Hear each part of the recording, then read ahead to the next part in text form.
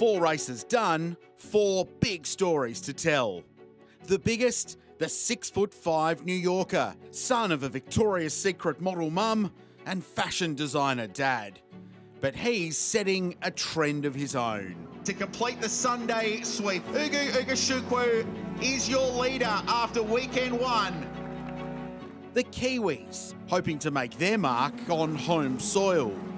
Kiwis are going to win both races in Castrol Toyota Formula Regional Oceania Trophy. And the Japanese Flyers, who are edging closer to the top step of the podium. I'm a bit frustrated. I couldn't overtake Ugo, but I can fight for championship. Then there's the Supercars young gun and the World Rally champion, who at Hampton Downs had a wild ride. Big moment for Kalle Rovanperä. He's off the road. Manson's involved in that as well. Several cars with damage, and Ryan Wood's furious. Now the focus turns to Taupo, the North Island holiday town with incredible scenery and a world-class racetrack. As the open-wheel stars continue their battle, this weekend we celebrate the heritage of the sport with classic cars and even classic stars in a bumper on and off-track program. This is the next stop of a summertime tour of New Zealand with the Repco NextGen NZ Championship. This is the Giltrap Group Taupo Historic GP, live and local.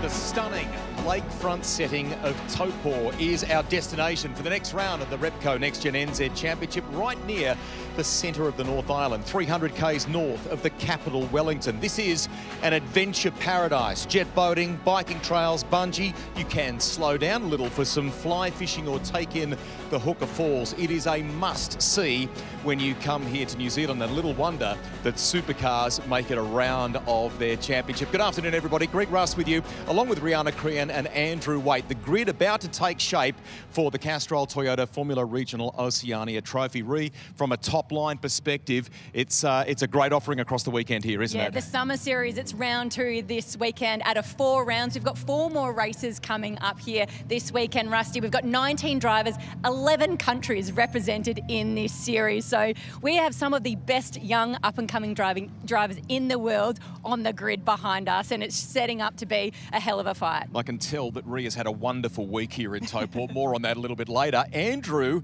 cuts laps here flat out. I mean, I think you've been here since Tuesday. You know this place well. It is a unique race venue in some respects, and that makes for good racing, doesn't it? Yeah, it is a real driver's track, this place. It is such an important track to get right. There's so many different things to think about. Degradation is one of them. Some of the corners are so slippery. So that comes back to, as a driver, making sure that you are hitting your marks perfectly, getting everything spot on.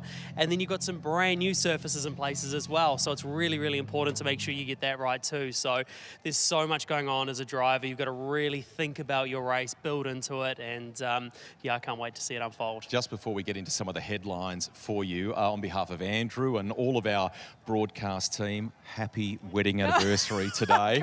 And how fitting, your husband Will Davison is here. He just happened to bring a helmet and race suit. He's going to be running in the Formula Atlantic this weekend. How good? Like any good racing car driver, when you come to a racing track, you bring your helmet and your race suit. He's had a bit of fun with Murph in the Rolts yesterday during practice, and he's got his fingers crossed, and hopefully he'll take part in the race maybe tomorrow. That's if Murph doesn't get into any more trouble with the stewards. Yeah, exactly. We'll detail that headline as the coverage continues too. Let's get into a little snapshot of storylines for you from the Castrol Toyota Formula Regional Oceania Trophy. Ugu Ugashukwu really opened the accounts. We got a window last week at Hampton Downs into his true professionalism, didn't we? Yeah, he certainly asserted himself into this championship very early. Very cool, calm, collected type of character. Didn't show a huge amount of emotion throughout the weekend. 2 pole positions, 2 race victories. Currently leads the standings by 18 points ahead of Jin Nakamura. But he is the guy that everybody is talking about. I think just to add to that as well, I think the qualifying this morning really showed the class that he's in at the moment. He's been struggling yesterday. He wasn't that fast yesterday. This morning in qualifying, I was just about to say he's a second off the pace, still struggling, and then bang, when it counted, he popped up to the top. So he's showing that when it counts, he can still make it work, and those are the sort of deliveries that are going to win you a championship. Now, this is the Giltrap Group Historic GP, a very special stop on the tour for us, and we're delighted to welcome and to have the support of the Giltrap Group once again. Now, yesterday, there was a very special announcement in our members' lounge, and that is in honour of the great Sir Colin Giltrap. Andrew, they renamed that area, which is always full of happy people that love to come motor racing. It's now the Sir Colin Giltrap Suite. Very cool. Yeah, it's fantastic. It's just another small token of what Sir Colin Giltrap did do for New Zealand motorsport, and to have Black Beauty here as well this weekend, it brings back so many core memories of this place, and Sir Colin as well, seeing his smile, being part of what he has done for the sport, and that was the pinnacle for him, being here, having Black Beauty run and win here at the racing here when the A1GP was in New Zealand was very, very cool. So that's just fitting, very, very fitting. You have taken us there. We've got some vision to share with you of Black Beauty. This car has gone through an incredible restoration, very special part of New Zealand's racing heritage. Johnny Reid, Matt Halliday, Chris Vanderdrift, Earl Bamber, they all got to compete in this car in that A1GP chapter between 2005 and 2009. It is, Andrew, an iconic car, isn't it? It really is. It's just hearing it out on track is just... I don't think there's a single person saying a word on the side of the track. Everyone's just fixated on this car. Everyone's got their phones out, watching it go around the track. Just, some people may have never heard a car sound like this because it just sort of brings back that V8 sound as you can hear it on at the moment. It's a beautiful sound. It was really cool to see everybody yesterday when they did their first demo run head out to the pit wall. Every single driver in the CT Front Championship was hanging off the pit wall, just ogling this car. And just to add to it as well, you can see Johnny actually starting to get quite comfortable in the car again. Every time he's out there, he's a true race driver, so it's great to see him actually push it on as well and get a bit out of it. So very, very cool. Special memories for him, and wonderful that we can have the car here at the track. We'll share more of that with you and the story of the incredible rebuild of that car over the weekend. Now, a couple of things to update you on. Firstly, penalty in the wake of last week's final race, that big incident involving Ryan Wood, Kelly Rovan-Perez, Sebastian Manson. Yeah, and Yevon David was part of that as well. So Sebastian Manson, he is taking a 5-spot grid penalty for this race. So he'll be starting further down the back. So he'll be starting at a P14 for this race. So unfortunately, the blame was put onto him for that race 4 incident, and he'll be starting further down than what he would have liked. Qualifying interesting this morning. Ryan Wood getting the job done. Another great story. The Aussie supercar star is on pole for this first race. Yes, he is. He's done a fantastic job on that. And I think the important part there is he didn't do just the one lap to secure pole. He backed it up by doing the lap again. So he's fast, and he's done a lot of racing here too, obviously in the supercars. So he understands how much that degradation really does play a part. So I think if he can get in the lead, he'll control that race nicely. We need to let you go to commentary. Thank you, mate. And he'll be joining Richard Crail up there very shortly. In the meantime, why don't we go and have some fun and grab a few interviews, shall we? Let's head out onto the grid. And as you can see, it's just starting to swell with people at the moment. This is such a cool part of the CT Front Championship, is allowing our public to come onto the grid before we head out for the first race. Ryan Wood, just wanted to get a quick chat with you before you get into it. Firstly, congratulations on pole position. Secondly, skydiving. That was your preparation for this weekend. Tell me about it. Did you love it? Did you hate it? I think you know the answer to that. I was pretty nervous, but really cool to, tick that bucket list item. I guess everyone wants to do that once in their lifetime. I've done it and I'll never do it again. So I'm glad I've got it done now. But yeah, full focus on this race start and try and celebrate my accomplishment of jumping out of a plane with a trophy. The unique part of this championship is the fact that it's back-to-back for 4 weekends. So everyone's been able to enjoy a little bit of the country that you know more than most. It must be nice to sort of spend a few days of downtime before you get back to work. Yeah, it's been really nice, and me and Louis have been hanging out a lot, so it's been really good. Obviously, Ronan and Greg Murphy and the whole Murphy family's had a lot to do with our sort of trip here, and hanging out with them in their house, and it's been really fun. So looking forward to getting down south. Obviously, full focus on the next 2 days or day and a bit, and all in all, pretty happy and really enjoying myself. You're no stranger to starting off pole position in a supercar, but tell me how different it is to start a car like this. Yeah, it's totally different, but yeah, I'm enjoying it. It's all about those little 1%ers to make me better once I get in the supercar. So hopefully, yeah, start well today and we can see where we end up. Wish you all the best. Good luck. Thank you. Our cameraman is about to find me diagonally to the left with Freddie Slater's car. That's because Tony Quinn has just been heckling Josie Spillane, who's with me, CEO of the Parks. You're very passionate about this championship. Round 1 last weekend, the YouTube numbers, the social media response was huge. Congratulations. Thanks, Rusty. And look, it's just so fantastic for everybody, from the drivers to the teams, to the owner, to the promoters, to our team, to be so rewarded with such a fantastic turnout here this weekend for the Giltrap Group Historic GP. So just so blown away. Thanks, everybody. Thanks to you and to all of the team who are working enormously hard behind the scenes. This championship by name is the next generation. We celebrate young drivers, young engineers, those on the official and managerial side of the sport as well, doing great things and coming up the ladder. We are also doing that with some bright young stars in the social media space, aren't we? Yeah, absolutely, Rusty. And poor Gracie has got no idea what's about to happen right now. But Gracie is an 18-year-old fan of the sport. She's been following it for years. She started her own Instagram page, which is FRO Fan Zone. She knows more about FRO for Toyota than we probably do. She is a walking encyclopedia, and so she was really keen to come down to the Napa 70th New Zealand Grand Prix at Highlands at the end of this month. She's actually sorted it out all of herself, but we're actually going to fund her all the way down there because she's the future of telling our stories, fans, drivers, teams. So Gracie, we look forward to seeing you at Highlands, and it's on Tony. There you go. Well done. Hey, how do you feel about that? That's so nice. I really appreciate it. You're here with Freddie Slater's car as well, and you and a number of others have been telling some great human stories about the races. You enjoy that, don't you? Yeah, absolutely. I'd love to try and show everyone as well as just the winners, show there's so many people behind the sport and there's so many people involved and they're all doing such awesome things, trying their best, and it's so cool to see. Great that you're doing some awesome stuff too. Congratulations. Look forward to seeing you on the tour. Let's go to Rihanna.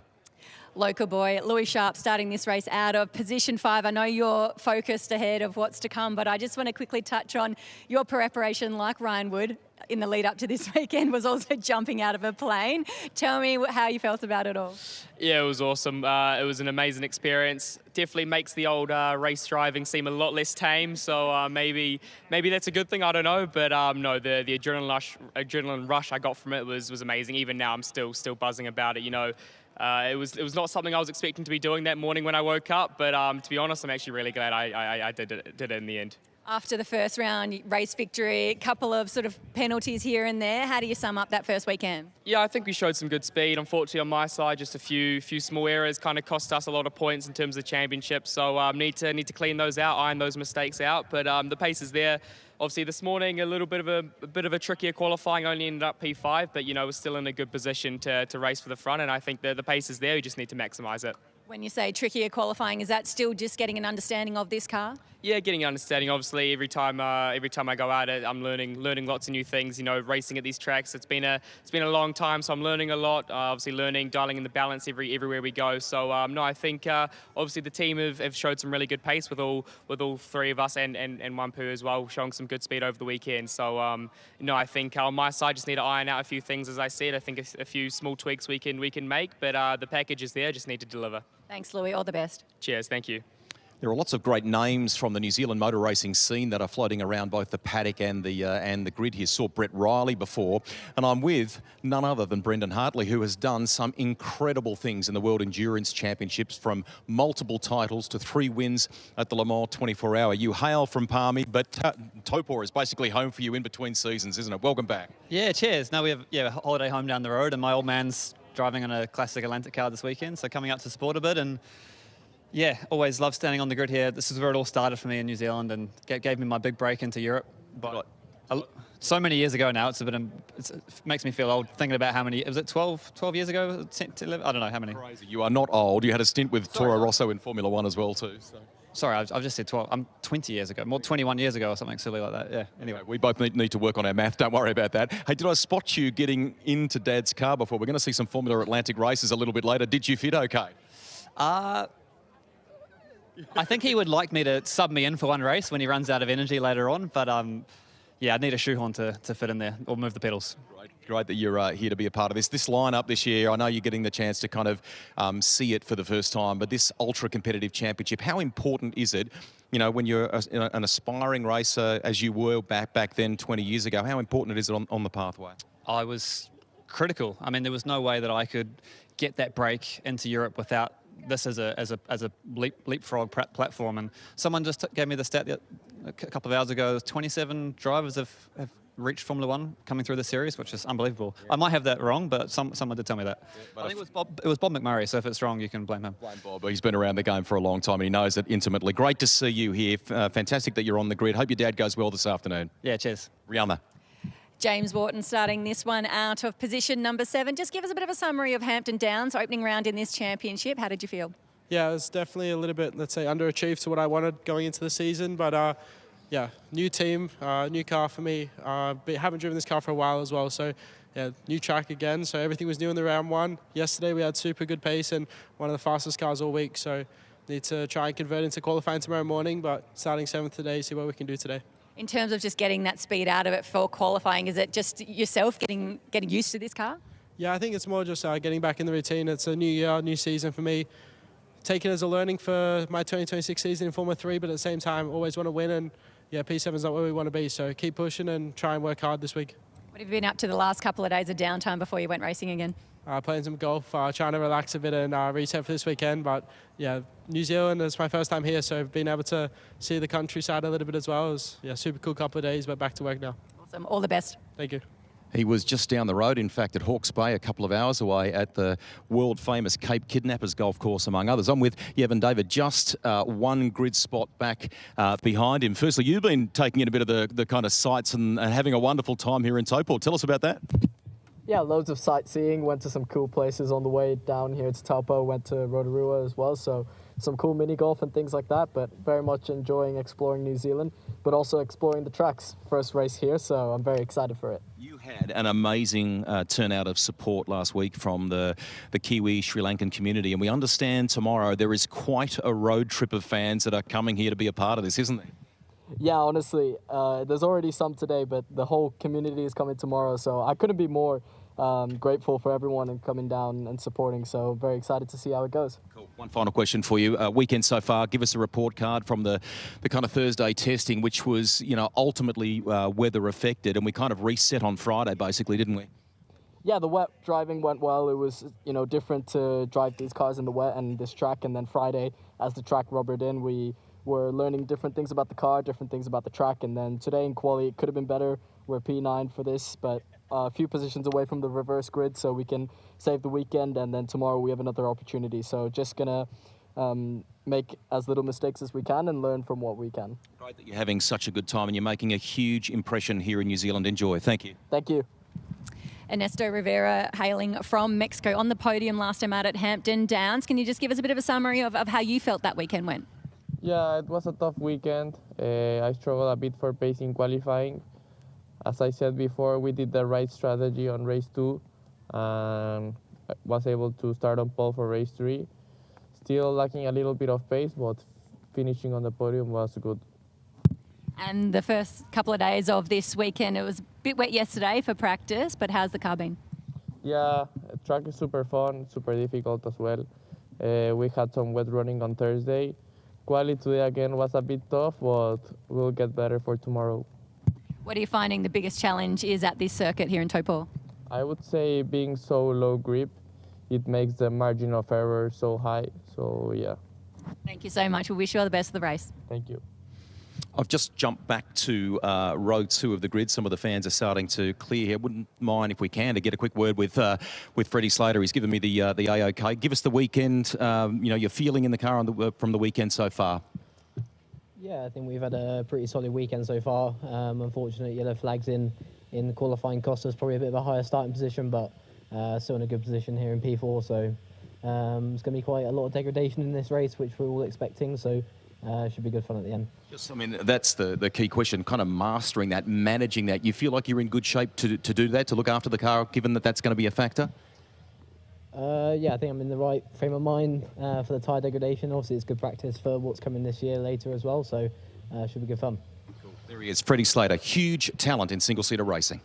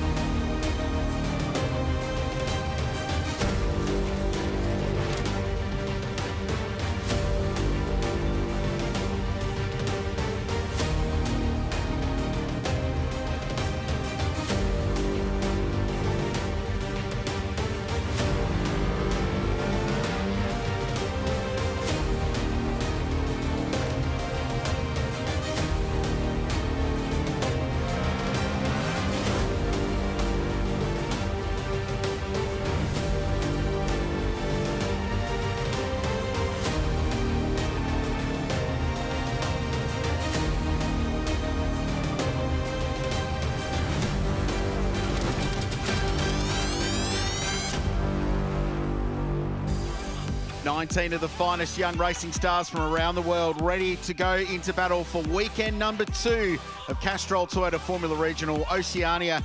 And this is where we are. It's a stunning part of the world. This about halfway down the North Island. We're about 3 hours down from Auckland and about the same up from Wellington.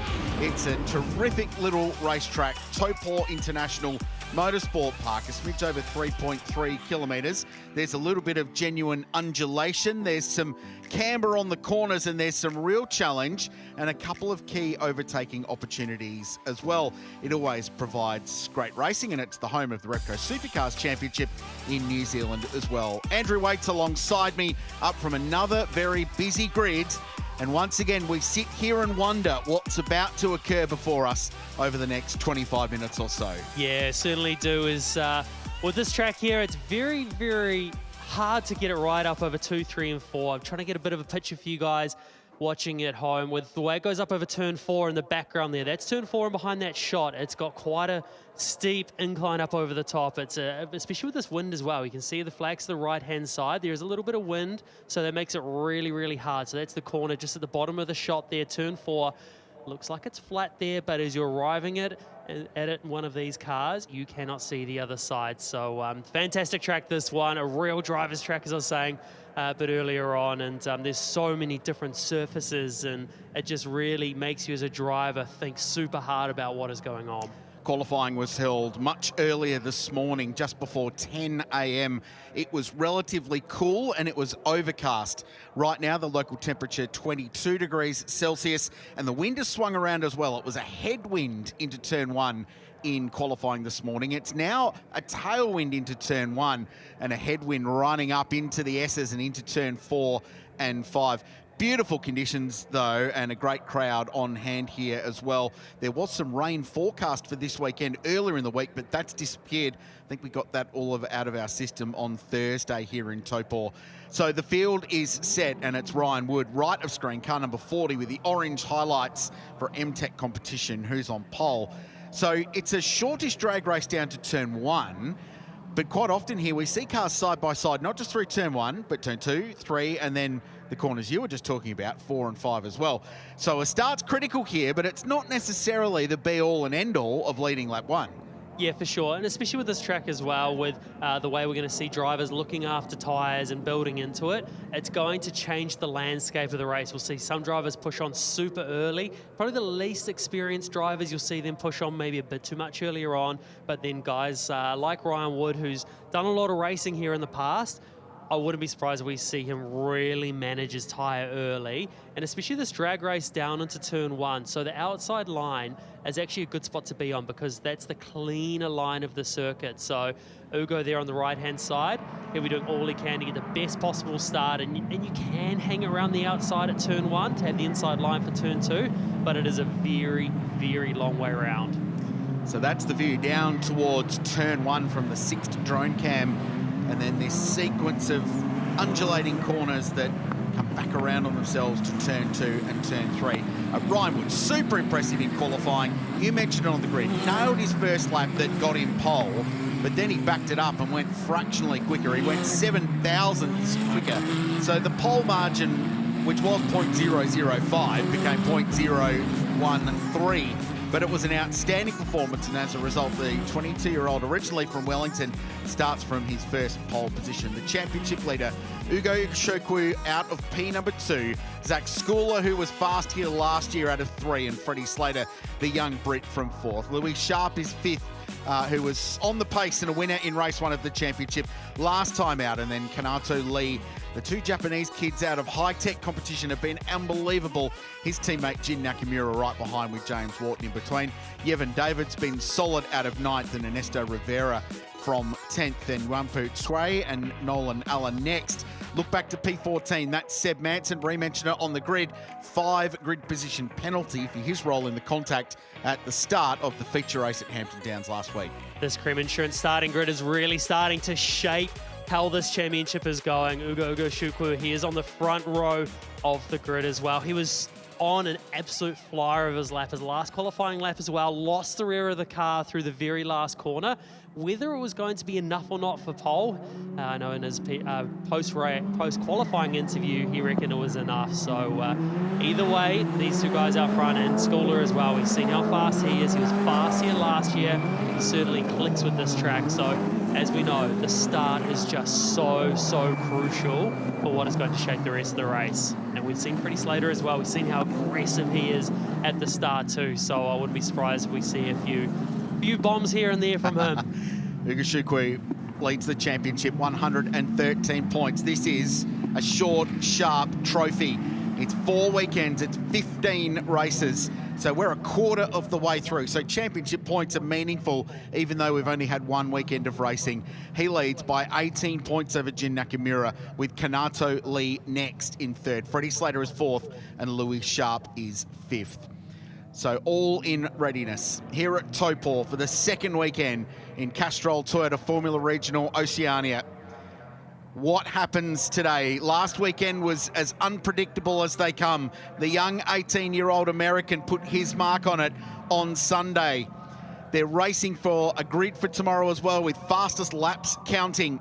Ryan Wood, who scored his first ever Supercars podium at this venue, on his first pole position right of screen. The championship leader on the left. Away we go. Week number 2 of CT Front. Even start. Championship leader possibly better, but Wood will have the racing line on the inside to turn 1, and he'll lead them out of the corner 2. Zach Schooler fighting side by side with Ugo Shokwu. Off the road goes Lee, the Japanese in the high-tech car. Dropped a couple of wheels off and will lose some spots. But car number 4, he squeezed past Zach Schooler to hold on to 2nd place, but it's Ryan Wood clearing to 5 for the first time. Ugo Shokwu there actually got a really good start off the line, but wasn't quite enough to be able to hang around the outside. Very hard thing to do on the dirtier side of the track there. Great start, Wood. Yevon David, couple of brake lock-ups. He was very wide on the exit of 5, and he's got Ernesto Rivera in the 24 car, the Red Bull entry there as well. That was turn 8. This is turn 9. Track limits have been a discussion topic on the outside of that corner. If you put 4 wheels off, you will get talked to by Motorsport New Zealand Race Control. Yevon David side by side with Rivera, who blocks and covers his line into the hairpin for the first time. Manson there tries up the inside. Good little move there, but 3 wide is certainly going to make it difficult. No one has gone wide on exit there, so they all made it through. The other thing to take into account that we haven't touched on yet is push to pass. You can't use it on the opening lap of the race, but from lap 2 it's yours, and you get 6 activations throughout the course of races 1, 2 and 3. That extra 25 horsepower boost, and and it played a role in round one at Hampton Downs. It had an influence in the way the racing played out. Yeah, it really did. And then just on top of that, you can use that push to pass, but then you've got 100 seconds stand down till you can use it again. So that's a long time you've got to wait. So you've got to be clever with the way you use it, using it in the right spots. It's a full lap, basically, before you can push the button again. Calais Rovan-Pera on the outside of Guangpu Cui. The young Chinese drivers on the inside who have the racing line. Rovan-Pera hanging tough around the outside with young Jack Taylor just in behind him. Aggressive start, Rovan-Pera, who runs where he qualified in 14th position in the high-tech TGR entry. The 6th drone cam looks above, and someone's dropped a wheel off there. I think that was Cooper Shipman running a little bit wide the back of the field on the run out of turn 7, and he's lost a spot as a result of that. Trevor Latourette has just gained some ground. Manson going to have another look at the same move again, not this time. This is the longest straight on the racetrack, well over 230 kilometres an hour at the end, but a deceptively fast entry into this left-hand corner at turn 12.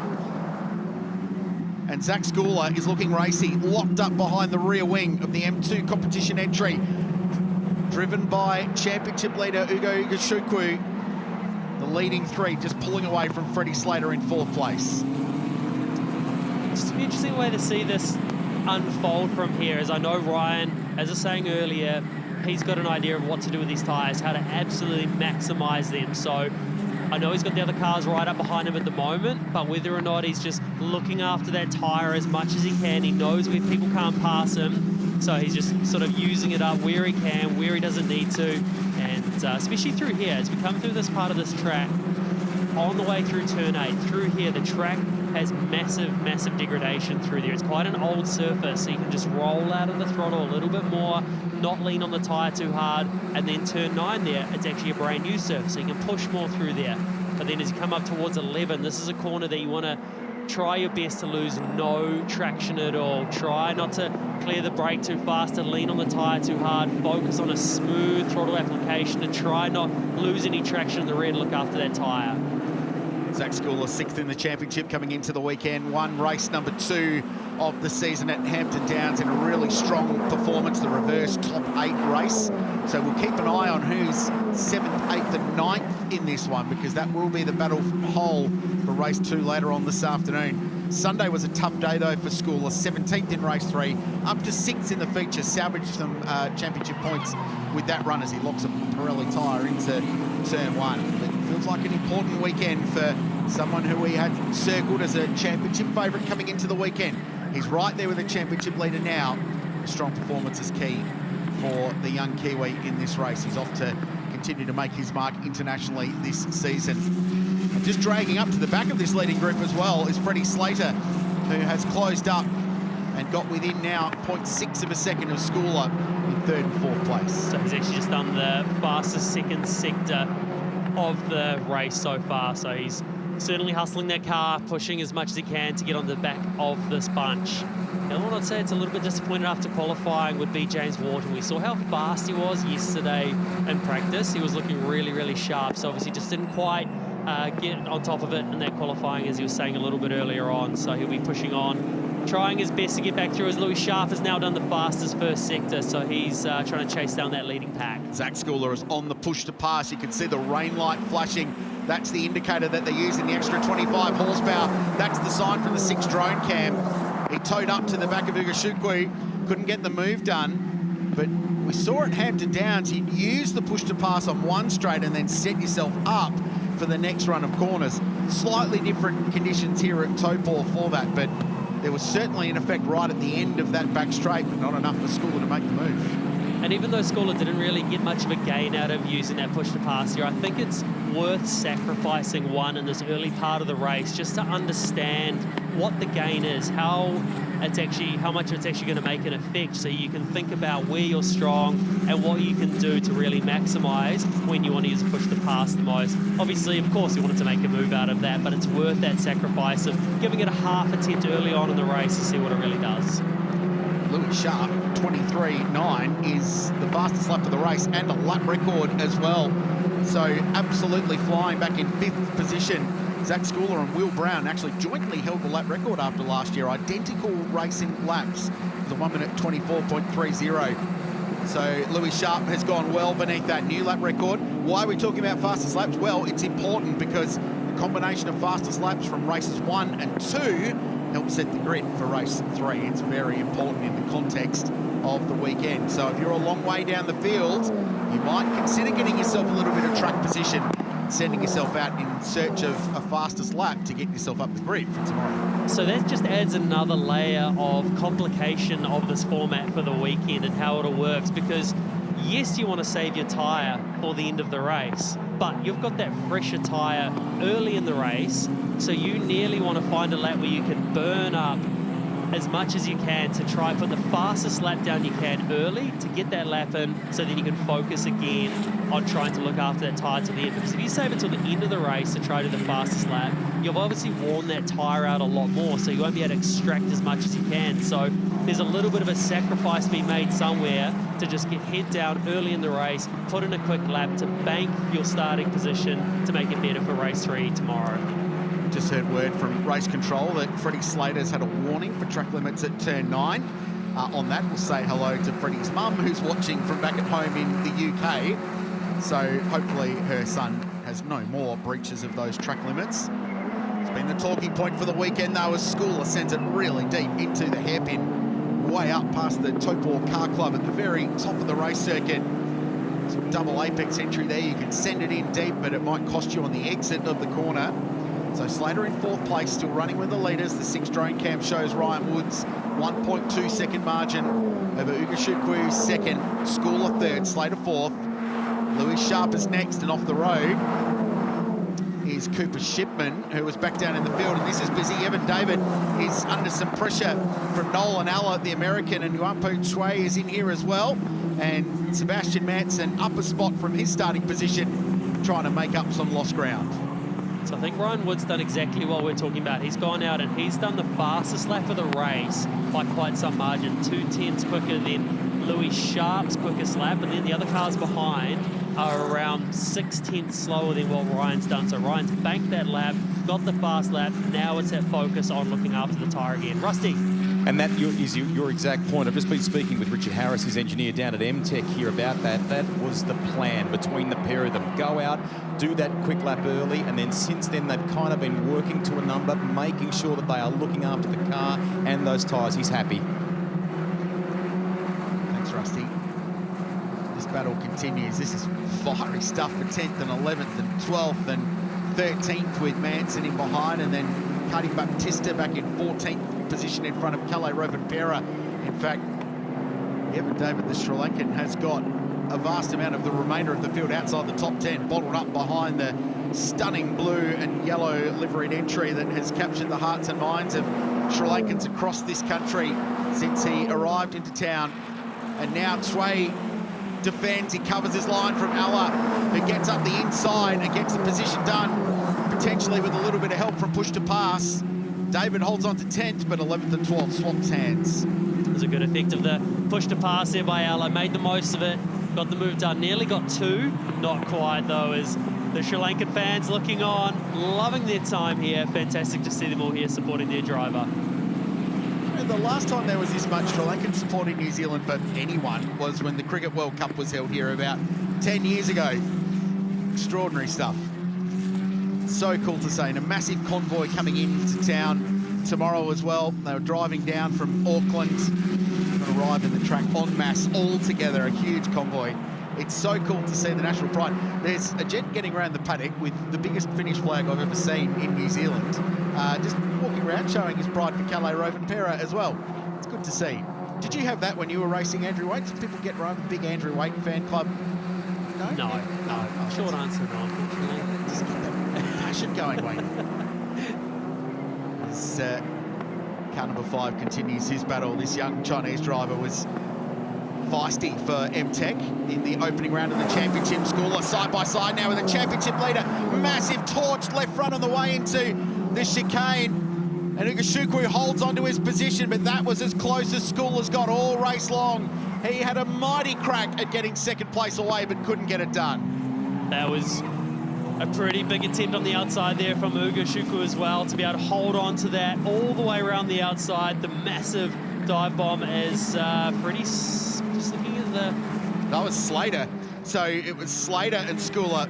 My bad. So Ugashukwu is a little bit clearer out in front. Similar livery on those two cars.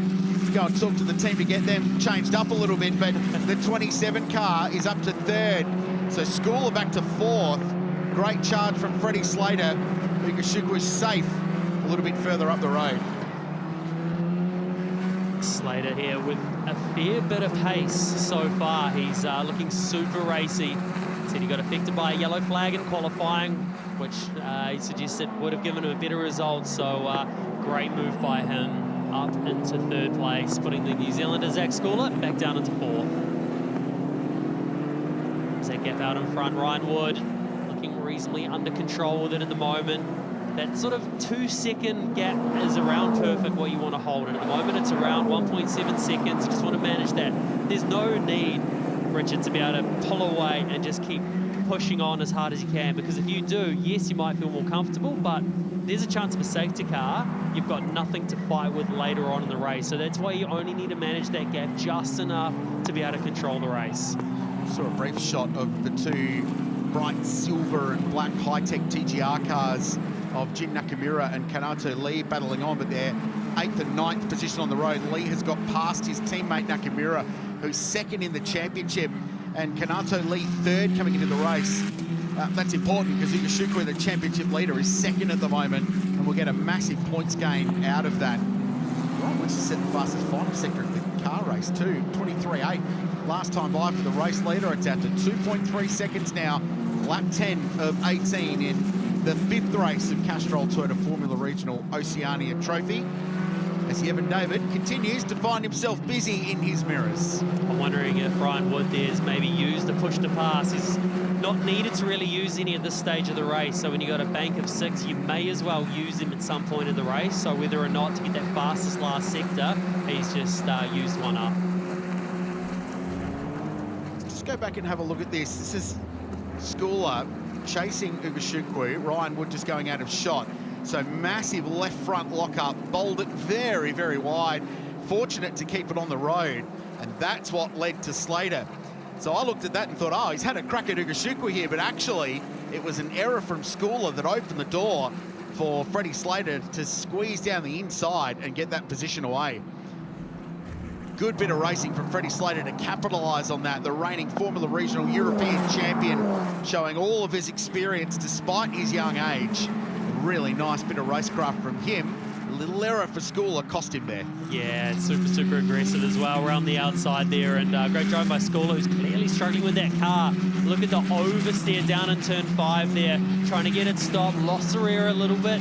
So he's obviously struggling a fair bit with the rear, and that's the problem. You start having a car that isn't quite as good as you want it to be, and you start sliding around. Say if it's got oversteer, constantly losing the rear everywhere, you're using up even more tyre with that. So as you watch him go over turn 4 here, down into 5, he's got a little bit sideways on entry, and just as he's turned in there, he sort of missed the apex just a little bit, and the rear's gone on him as well, and you just constantly end up burning that tyre, even all the way to the exit. You can still see him fighting the rear end of the car. And once those tyres get too hot, you just use them up more and more. And then now, to make it worse, he's under pressure from Louis Sharp. Yeah, had to use the push to pass out of 11 to just drag that margin out. So Sharp couldn't have a run at him. What can you do as a driver when your car's behaving like that and it's oversteering everywhere? Oversteer is when the rear wants to overtake the front, either entry, mid or exit of corner. What do you do from a driving point of view to adapt around that? In this situation here, when Louis Sharp's not quite close enough, you've got no choice but to just battle away with it. Just still try and stay on top of it as much as you can. Try look after the rear without letting that gap close anymore. But then once that gap does close down to where he's under a bit more pressure, then you can start overslowing the car in a couple more corners to look after the rear, square off those exits a little bit more. But right now, really, you just want to still be head down and not using up as much tyre as you possibly can. Ryan Wood's margin 2 seconds. Ugashukwu is to set his personal best lap of the race at a 1 minute 24.1. Ryan Wood 23.7, quickest lap of the race so far. Remember, the fastest laps from races 1 and 2 go forward to producing the grid for race number 3 tomorrow morning. And then we have the feature race in the afternoon, and Zach Schooler. So no doubt now that left front is flat spotted, because every time it's a big stop, it keeps locking up there. In fact, you can see the mark on the tyre there. So he has torched that Pirelli in this race. 7 laps to go. He's got a lot of work to do before he can get to the checkered flag and get a break. So let's have another look at it again. So it's a bit awkward in the braking zone here. You sort of got to turn to the right initially and then straighten up, and then just when you're loading the front as much as possible, that's where you go onto the older, rougher surface where there's not as much grip. So there's quite a lot going on in that zone, and obviously just a bit too much locked up, especially with that pressure from behind as well from Louis Sharp, just making it that a little bit tougher for him as well. And a bit of an update from race control. All calm on the track limit side of things. They didn't say that, did they? It's certainly a lot better than it's been. We saw 85 warnings in one practice yesterday, but now everything's just a little bit calmer. Everyone's in the zone, and you get warnings as well. You don't want to be going outside of track limits too much, because then before you know it, you'll be getting penalties, and that's going to affect your race. So it's an important thing to make sure you don't go outside. I did have a chat to some of the officials from Tour de Gazoo Racing New Zealand about that, and they said, we sat everybody down last night and said, you don't need to do it.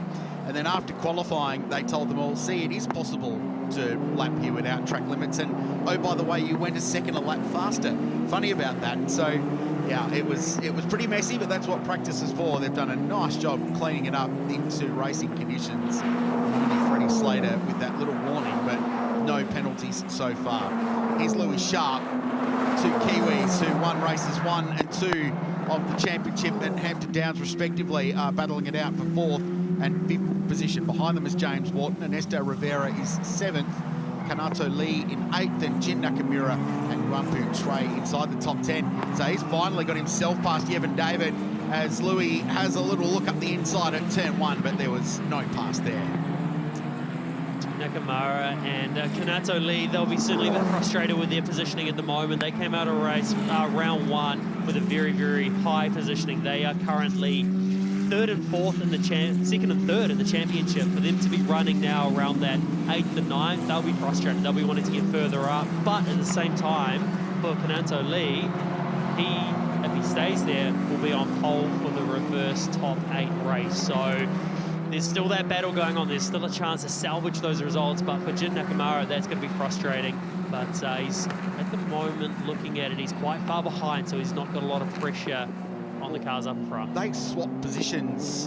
And another massive lockup for Schooler there. It's been the last 3 laps, massive lockups there. They swapped positions 5 or 6 laps ago now, the 2 high-tech drivers, and Lee's just driven away from Nakamura since then. So he's in really good position. Ernesto Rivera looking to capitalise again on the qualifying format that we run in CT Frot, because it certainly worked for him really well on Sunday at Hampton Downs. He ended up starting on the front row for race number 3 as a result of fastest laps from Saturday. So he's showing his colours. The number 24 driver, 17 years of age. He's the youngest driver in the field. Right of screen is Greg Murphy. Left of screen is Richard Giltrap from the Giltrap group, and what a tremendous amount of work they have done. It is rare you see a Kiwi driver on the global stage without a Giltrap group logo on their helmet or on their racing car.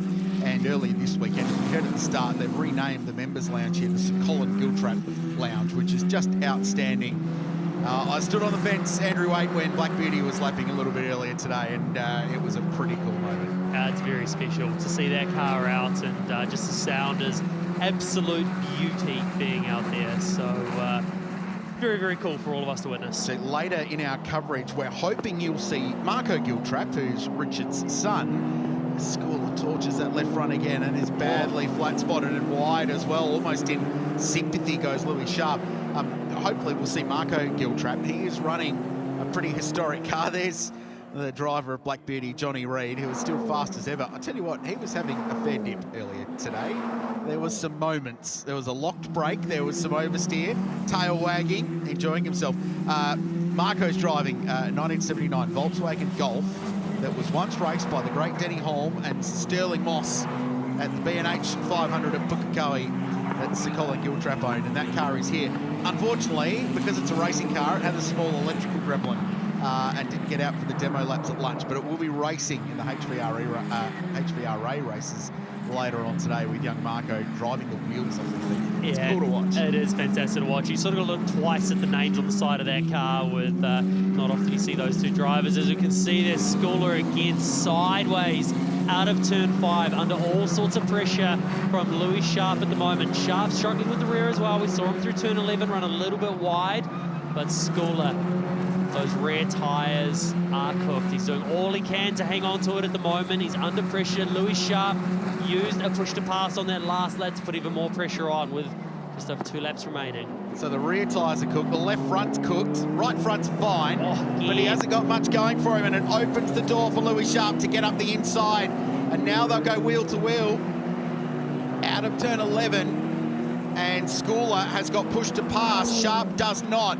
He'll still get the tow, the slipstream from the car in front, but Schooler's got 25 extra horsepower, and it's enough to see off the challenge from his countryman, but that was a close run thing. And Zach Schooler is massively struggling through the final complex.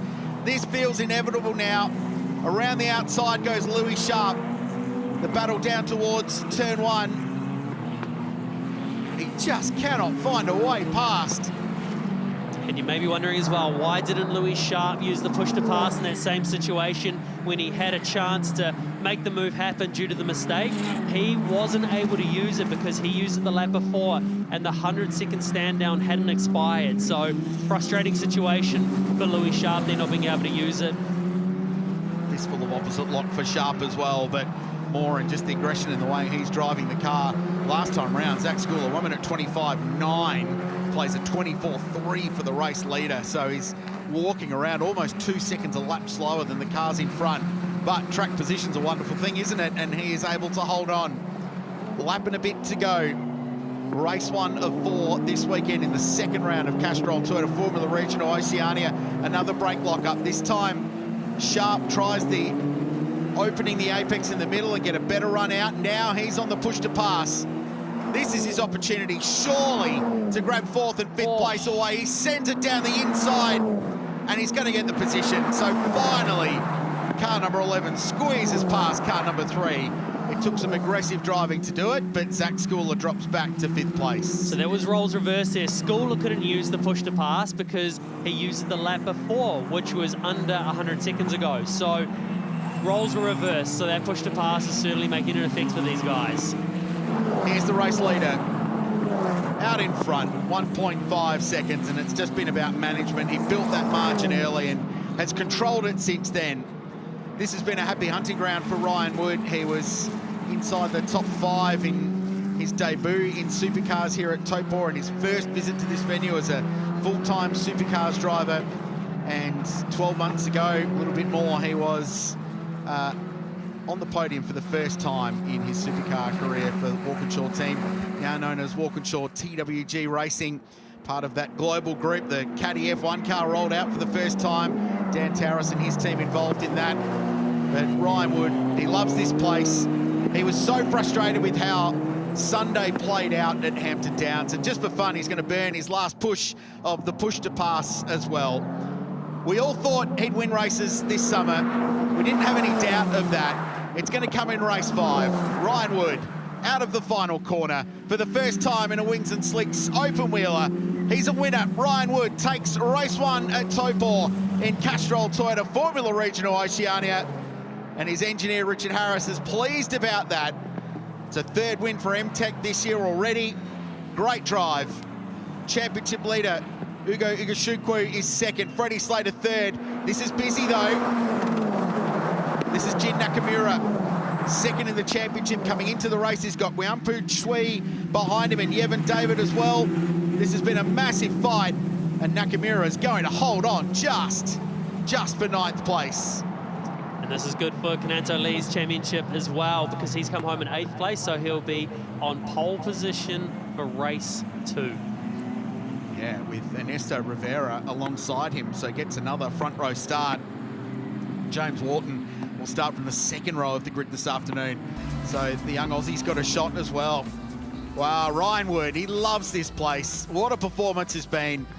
been hanging out with Greg Murphy this week, so challenging a bit of his inner Murph as well, perhaps. He's been in great form, and that was a ripping drive after seeing off the challenge from the championship leader at turn 1. He managed it from there and punched out the fastest lap of the race as well. Freddie Slater, racy again. We're loving what we're seeing from the young Brit in car number 27. Zach Schooler clung on at the end there and was almost 4th until Louis Sharp got by towards the end. Wharton, Rivera and Lee next. Nakamura, Sway and Evan David in 11th position. Nolan Allott was 12th, involved in that massive freight train of cars. Jack Taylor in front of Calais Rovanpera. Highlights, the 5th race in Castrol Toyota Formula Regional Oceania this season. Busy a little bit back, one of the high-tech cars squeezed out wide, but Ryan Wood won the start. Busy behind, Zach Schooler put the pressure on Ugashukwu early, and they went side by side for 3 and 4 until the championship leader was able to assert himself. Evan David was out wide on the opening laps, and further back in the field, young Jack Taylor was having a battle with Cuddy Baptista in car number 41. There were fights all the way through the field, and this was the first moment of many for Zach Schooler with a flat-spotted left front, and Freddie Slater needed no invitation to try and attack, and he got that pass done in a brilliant bit of racing down towards the final complex. And then right towards the end of the race, Louis Sharp on the push to pass after a late move from Zach Schooler, but he managed to get that position with a lap to go. But Ryan Wood, consummate professional performance, converts pole position into a race 1 victory. And Ryan Wood is a winner in supercars. He's a winner in Formula Regional Oceania as well. That will be satisfying. He's found his way to Allied Petroleum Victory Lane, and he's going to celebrate that one. And you'll call that a clean sweep as well. Pole this morning, race win, also fastest lap to help set him up for race 3 grid as well. So that's as good as it gets for Ryan Wood. The Grand Slam in race 1. He's in Allied Petroleum Victory Lane. We're going to hear from him very shortly, and he'll be talking to Rihanna. Thanks, Krause. Congratulations, Ryan Wood, M-Tech Motorsport, taking your very first victory in Wings and Slicks. Congratulations on debut for this series, and you're already in the winner's circle. Well done. Yeah, thank you. Big credit to our whole team. Obviously, Sunday last week was rough, and they got the car built back up, and it's been a jet ever since. So, yeah, really happy. Can't thank the M-Tech crew enough. All my sponsors, obviously being in Allied Petroleum Victory Lane's really cool with Allied Petroleum on the side of my car. So, feels nice. Still got a bit of work to do, I think. Ugo was sort of cruising there a fair bit and then would push. So, I think we're there or thereabouts, but yeah, more than happy. Talk to us about how important it was to lead that race from turn 1 and being able to control that field. Yeah, really vital. Was just able to run my race, sort of cruise when I needed to and then push when I wanted. So happy. But yeah, next race is where, you know, the passing and car speed really matters. So got to tune up a few things on the car 40 and just make sure it's good for race 2. Congratulations, Ryan Wood. Enjoy the celebrations on the podium, and taking out second place for the first race here of the weekend for M2 competition, our series leader, Ugo Ugachukwu. Congratulations back here in Allied Petroleum Victory Lane. Talk to us about the start and just getting that initial jump. Yeah, start wasn't bad. We were pretty equal into T1, but obviously at the outside, so couldn't make the move. But yeah, overall pace was just not quite there enough today. Struggling a little bit at the beginning, so it was a bit under pressure, but it was a pretty straightforward race after that. Just trying to be as quick as possible for the fastest time in race 3. Yeah, P2 is really good points. Need to find a little bit more pace in the race, but overall it's been a pretty good day so far. Tell us about how your weekend has been unfolding. Pace probably wasn't quite there in the testing and in practice, but it seems to be getting on top of it now. Is that how you feel? Yeah, quality was pretty good. Yeah, it was very close at the top. Narrowly missed out on pole, so that's good. I think in the race Ryan was a little bit quicker, so try to improve in the race too, and see what we can do tomorrow as well in the races. Congratulations once again, Ugo Ugachukwu, and taking out third place on the podium for the opening race for M2 competition back to Allied Petroleum Victory Lane. Congratulations, Freddie Slater. It was not a calm race for you. Plenty going on. The battles are pretty cool. Yeah, no, nice overtake to obviously get on the podium. It's kind of the maximum we could have had in that race. Obviously, the times are super close, so Yeah, I think we did a good job there. We stayed patient at the start, so pretty happy about that. And then just tried to catch Zach out, and we did with the push to pass and with him making a few mistakes. So yeah, it paid off in the end, just buying my time. And then yeah, tried to see what lap times we can set for the grid for race 3 later to tomorrow. But overall, a good way to start the weekend. What we love about this series is just how global the reach is, obviously hailing from the UK. I saw that your mum and family are watching on from back home in the UK. Must be nice to have that support from all over the world. Yeah, for sure. It's obviously not a short flight just to come over here. So yeah, my dad's here, and then family are supporting from home, and other brothers are racing, so a busy racing family. Congratulations once again, Freddie Slater, taking out 3rd place on the podium. There is a big crowd gathered around us here in Victory Lane. Time, ladies and gentlemen, we'd love you to be in full voice too, for the Castrol Toyota Formula Regional Oceania Trophy, Race 1, Round 2 podium. And we are delighted today to have with us as the presenter of the trophies, Toyota's World Endurance Team factory driver, a former Formula 1 driver with Toro Rosso, and a 3-time winner of Le Mans. Brendan Hartley is here. In 3rd place, from the UK, from M2, how about it for Freddie Slater?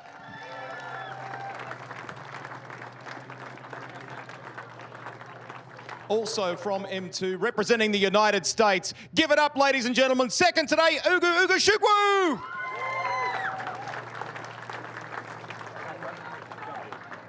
And the cheers were loud as he drove into Victory Lane here. Your winner from New Zealand, from M-Tech, Ryan Wood.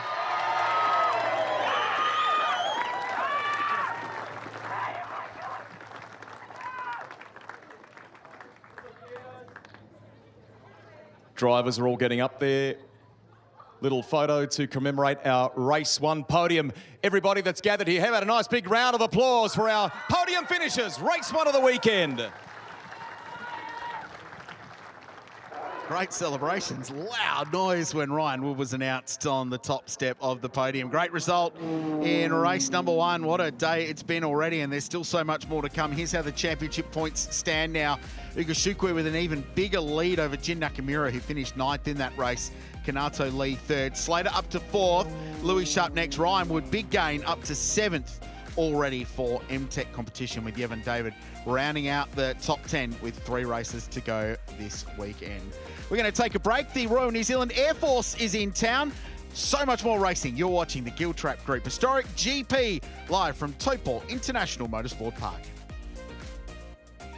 It's one of the biggest weekends on the Kiwi sporting calendar, January 30 to February 1 at Highlands Motorsport Park for a milestone running of the Napa New Zealand Grand Prix. It's the title decider of the Castrol Toyota Formula Regional Oceania Trophy. There's Formula Atlantics, Bridgestone GR86, GTs, some fire-breathing V8s and all sorts of family fun. Be there for the 70th running of the GP, Round 5 of the Repco NextGen NZ Championship, or catch it on Sky Sport.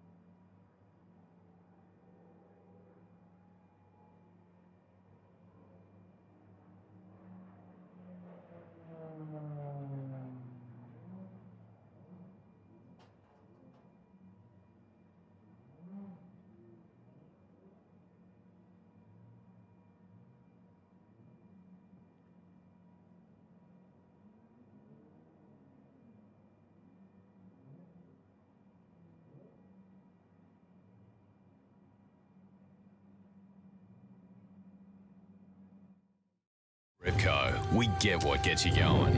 Because while you told her it would be loud, you forgot to mention how it feels. Repco gets you going. Wait, is this an ad for Toyota? Look, Toyotas, all of them. You got a Farmer and a Hilux, a Hi-Ace, Highlander, RAV4, GR86, and even a hydrogen car. You got the All Blacks and Black Ferns in a Prado. A happy family in an electric vehicle. And a happy Dame Lisa Carrington carrying her kayak. So now do you think it's a Toyota ad? Nah, it's just New Zealand. What's with the music thing?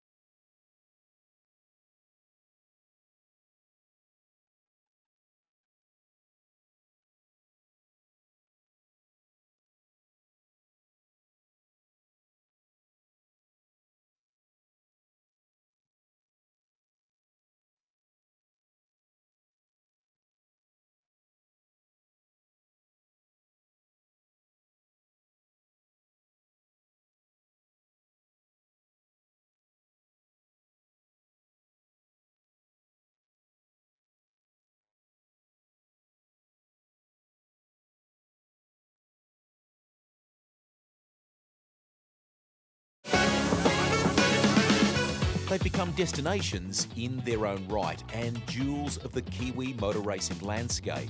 On the South Island, nestled in beautiful Cromwell and everything that Central Otago has to offer, is Highlands Motorsport Park, home in recent years to the New Zealand Grand Prix. From mini golf to karts, one of the best museums in the Tasman region, and the award-winning Blue with a View. With its thriving membership and a commitment to experiences that are exceptional, there's cool cars in action here almost every day of the year. In the centre of the North Island, fittingly in an adventure playground, is Taupo International Motorsport Park. Extensive upgrades that complement the venue's history has seen it attract major sports like supercars, helping to bolster tourism in the region. Friendly staff, activities for aspiring racers, as well as road safety initiatives, make it a standout in the range of Taupo attractions.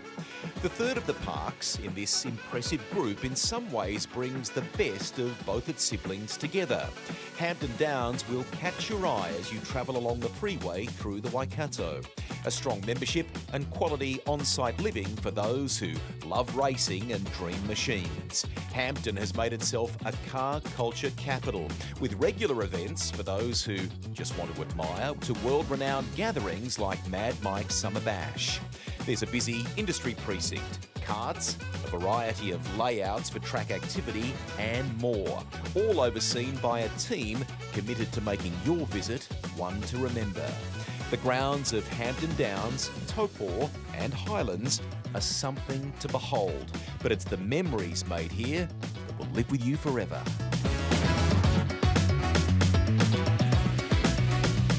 Some of the best racetracks in the world, not just in New Zealand. It is really cool to have the Royal New Zealand Air Force in town. These are the Black Falcons. They are the aerial display team based out of 14 Squadron are at RNZAF Air Force Base Ohakia. Terrific squadron led by Paul Stockley. All of these gentlemen flying the planes and ladies are full-time instructors in the RNZAF, and they donate their time to the display squadron when opportunity presents, and they've got a very busy schedule coming up over the next couple of months. They're flying the Beechcraft T6 Texan 2, top speed of more than 580 kilometres an hour, and can fly as high as 31,000 feet, which is commercial airliner territory.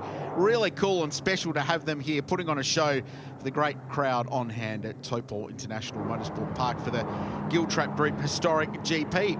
We thank all our men and women from the Royal New Zealand Air Force for their service and for putting on a great display as well. Speaking of great displays, in a couple of weeks' time, we're at Highlands for the 70th New Zealand Grand Prix, and here's some more of its incredible history.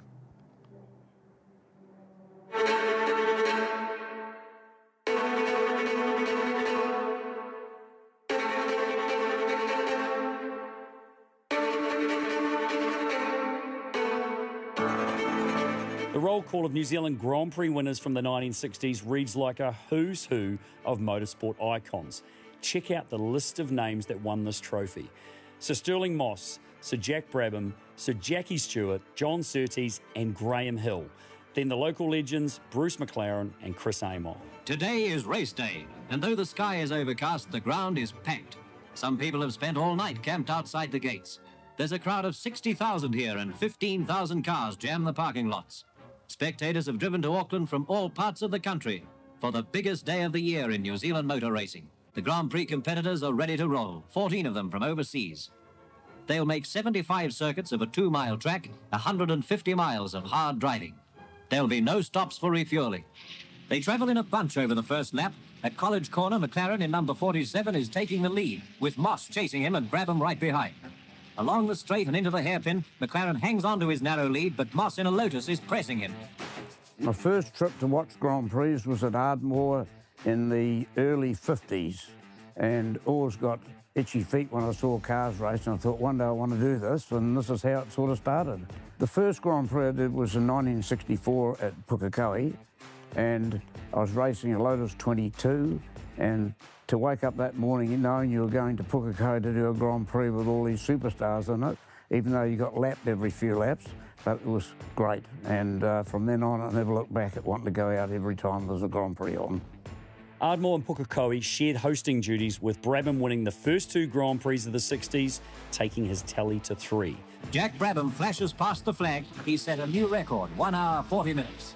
Then came Moss, a driver widely regarded as one of the best to never win a Formula One world title. As the Grand Prix moved to Pukekohe, John Surtees was the next winner, an incredible motorsport pioneer who won 7 Grand Prix motorcycle world championships, followed by an F1 world championship. Bruce McLaren then became only the second Kiwi to win the race, before 2-time F1 champ Graham Hill took out the next 2. Graham Hill wins the 12th New Zealand International Grand Prix at an average speed of 88.7 miles per hour. Then came Sir Jackie Stewart. For us to go to New Zealand on its own, you know, New Zealand delivered some really good racing drivers. I mean, Bruce McLaren particularly.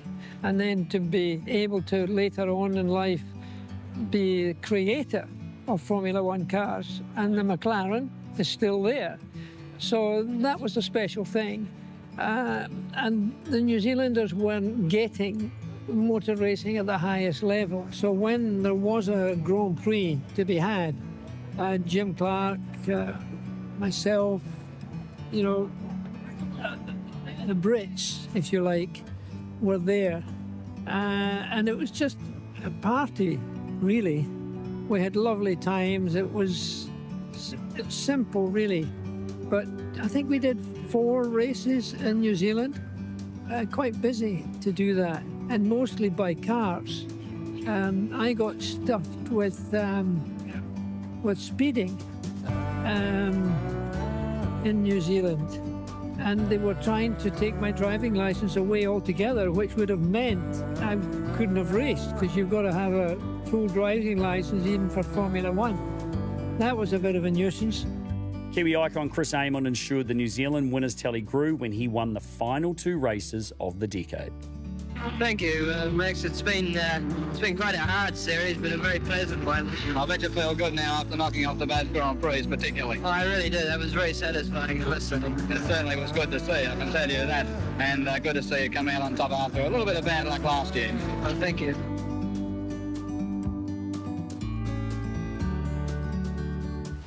It's one of the biggest weekends on the Kiwi sporting calendar, January 30 to February 1 at Highlands Motorsport Park for a milestone running of the Napa New Zealand Grand Prix. It's the title decider of the Castrol Toyota Formula Regional Oceania Trophy. There's Formula Atlantics, Bridgestone GR86, GTs, some fire-breathing V8s and all sorts of family fun.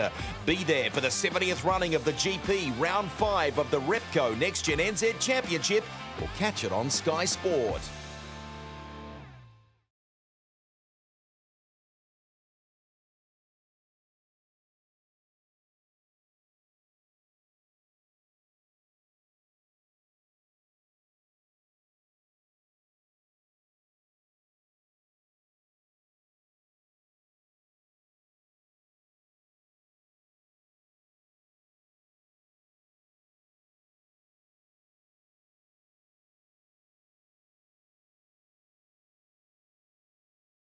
At Repco, we get what gets you going. Because while you told her it would be loud, you forgot to mention how it feels. Repco gets you going. Wait, is this an actual Toyota? Look, Toyotas, all of them. You got a Farmer and a Hilux, a Hi-Ace, Highlander, RAV4, GR86, and even a hydrogen car. You got the All Blacks and Blackfirms in a Prado, a happy family in an electric vehicle, and a happy Dame Lisa Carrington carrying a kayak. So now do you think it's a Toyota ad? Nah, it's just New Zealand. What's with the music thing?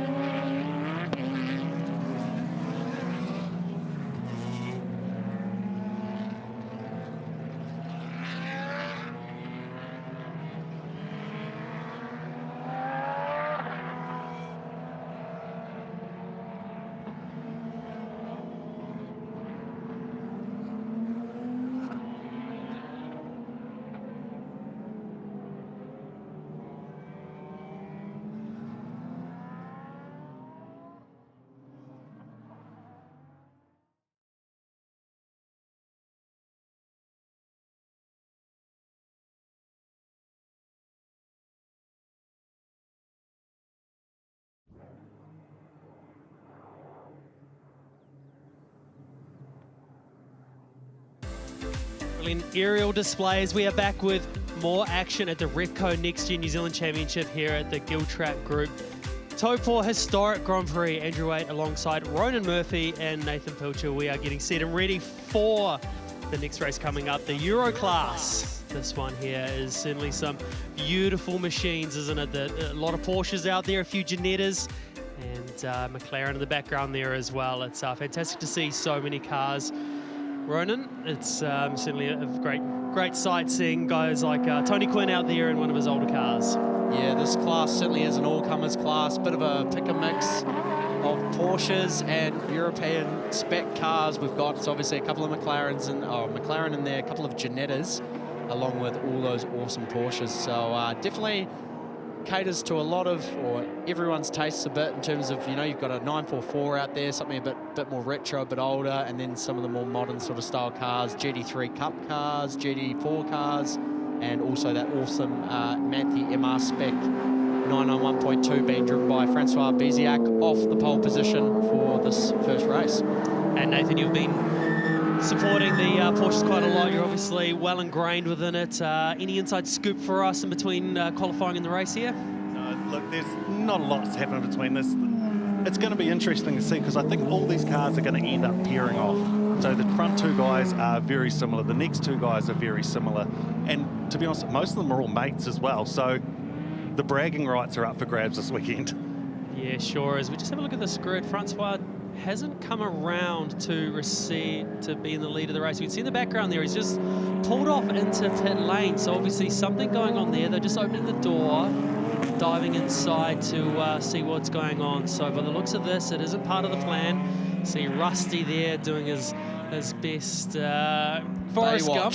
Baywatch down there in the background, getting down to the car. So hopefully be able to give us a bit more of an insight very, very soon as we watch them all circle around for another lap. This lap will see them all line up into position and we'll get set for a race start. As we take a look at the grid for the race, P1, Francois Biziak starting out of position 1, but Not so much now. He is in the pit lane. Nick Cutfield starting out of position number 2. Kerry Jones and the Janetta doing a fantastic job starting out of position number 3. Duncan McCrosty in the 997 starting out of position 4. John Buchanan, he loves his racing. He's starting in position number 5 in his Cayman.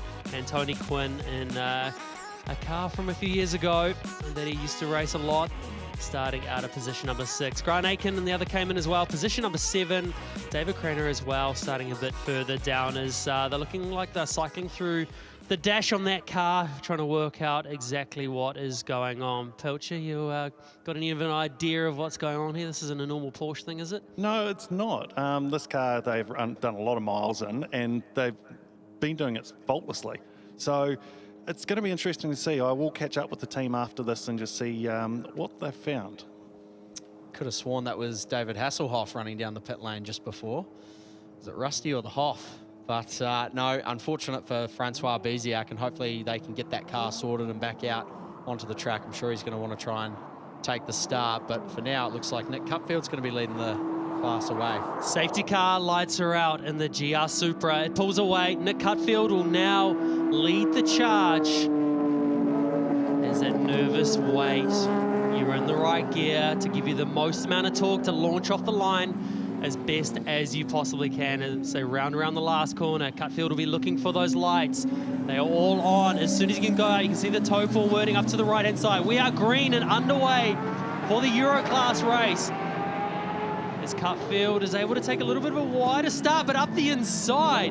Big move up the inside there by Duncan McCrosty to take the lead of the race. Got stuck in, got the move done as we see Francois Biziak make his way back out on track, but big dive bomb there, Ronan. That was full elbows out from McCrosty, and he's now given him the room back up the inside, going down towards turn 5. Maybe a bit of a redress possibly, but Francois Biziak's now made it onto track, and he's critically stayed on the lead lap, so he can now try and make some progress back through the field. Let's just watch McCrosty here. He sort of looks like he's racy again now. I was wondering maybe if he picked up a little bit of puncture from the damage or something, but just watching him come through turn 2 there. I think it may have been a bit of a redress, maybe a little bit too hot into turn 1, and thought better of it and redress for that position. Rusty. Just had a word with the Prime Speed Sport crew. You could see us kind of sticking our head in the window there for Francois Biziak. It was a problem with the paddle shifts. They're not quite sure why, so they brought him in, shut it down, recycled everything through, checked some of the connections and so on. He seems to have it again now, so watch him hustle through the field. Yeah, that's an interesting one. So that's all a pneumatic system to pump through the gears. And when we say pneumatic, it's basically air pressure that punches the gearbox to punch it into the next gear. So it's in race cars, it is actually one of the weak points. And in a lot of endurance cars, you actually see they have a secondary pump in them, so you can switch to it when they do fail. So maybe something along the lines of that, because it is here, maybe there's a leak somewhere. But either way, good to see that car back out on track. And Francois, we know he absolutely loves his racing, so all he'll want to do is get back underway and have a bit more fun with it. So you can see them there just having a play with the paddles earlier on, just trying to figure out exactly what's going on. So even when they're sitting there, looks like maybe they're not going there, Nathan. Yeah, it looks like that they're possibly cleaning the magnets that pull the pedal shift, that give you that click feel whenever you change gear. So maybe there was just a bit of debris or something stuck in there. We'll find out after this race. Fingers crossed, that is all it is. And we can see that beautiful Manthe Porsche of Francois Biziak get back into it. Let's have a little bit of a look at the start here again. So you can see as soon as the lights go up to our right-hand side, it's green. And it was actually a really, really good jump by McCrosty here. And from there, it all unfolded. And he looked like he sort of thought about it. He thought, no, I'm going to go down the inside here. And he's gone across the curb into the side of Nick Cutfield. So if, yeah, that was certainly rubbing and racing, banging doors hard going down towards turn 1. And McCrosty came out the better of it, but then it looked like he did actually give the spot back when they got to the top of the staircase there at turn 5. Yeah, always, these guys know they're not racing for sheep stations, and Duncan McCrosty maybe just a signal of that was not intentional. I'm sorry about that. It was it's good for him to be able to do that, but now it's created another battle with Kerry Jones. So Kerry Jones all over the back of the 997 Cup car. awesome to see. Janetta horsepower going at it with the Porsches. Crossy there in the 997 Generation Cup car.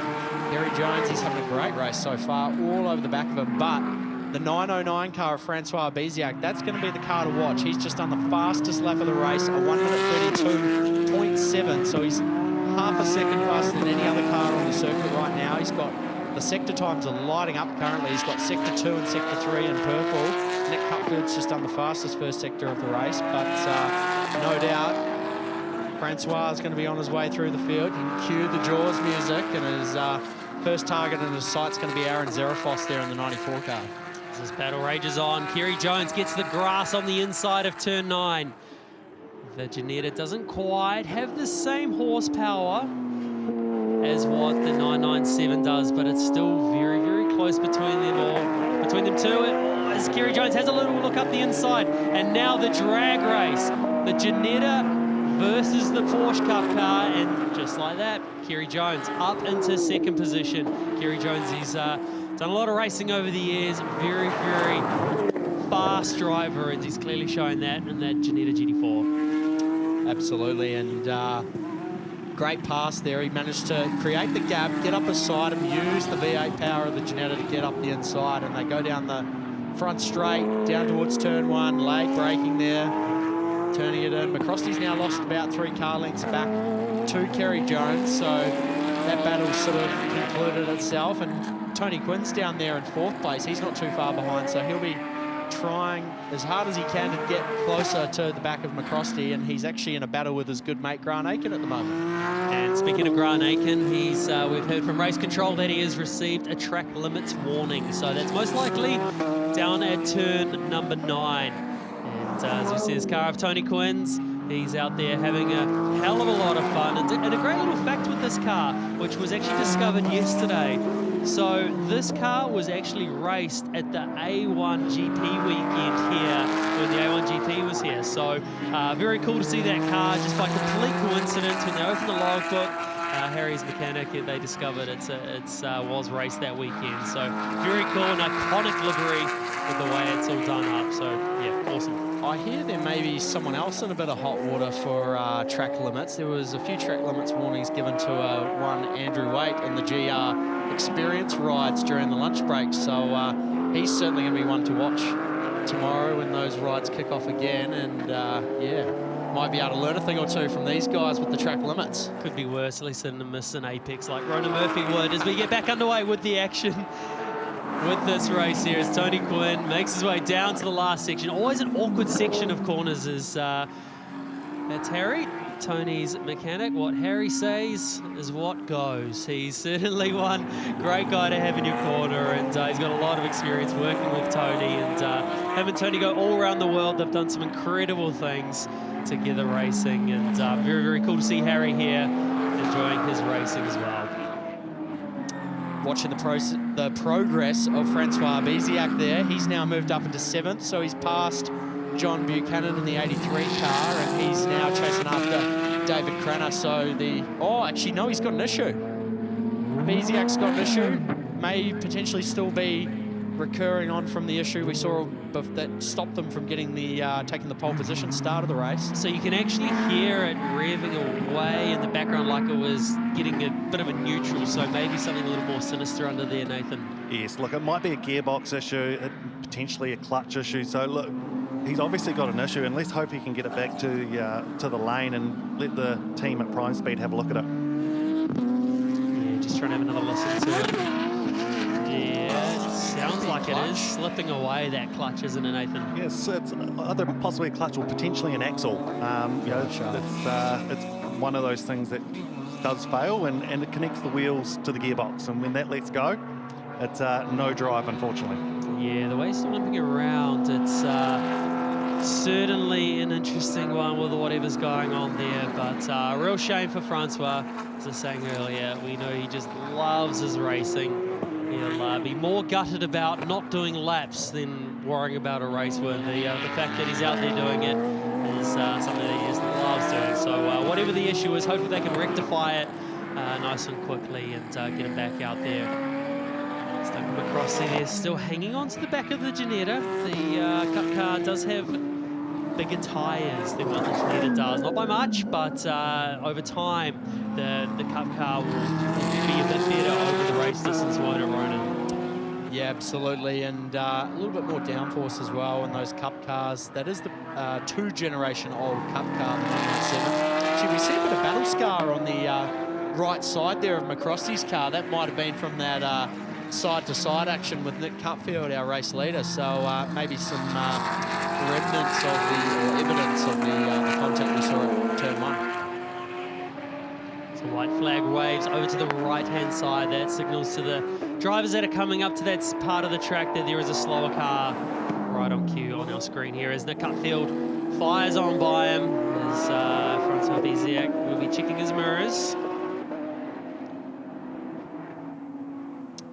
Yeah, disappointing for Biziak, and I'm sure he will be not too happy about the situation. Not ideal, especially when you qualify on pole, starting from the front of the field, and you're expecting it to be a nice, clean race. And unfortunately, to not take the not take the start, the green light from the starting grid always. It's never a nice situation. It actually quite reminds me of Greg Russ in a go-kart race at the pace he's going right now. It does. It does. It absolutely does. From bad post PTSD from Hampton Downs for Greg Russ. Maybe that's why he was running so fast. We see there the 909 car making its way into the lane.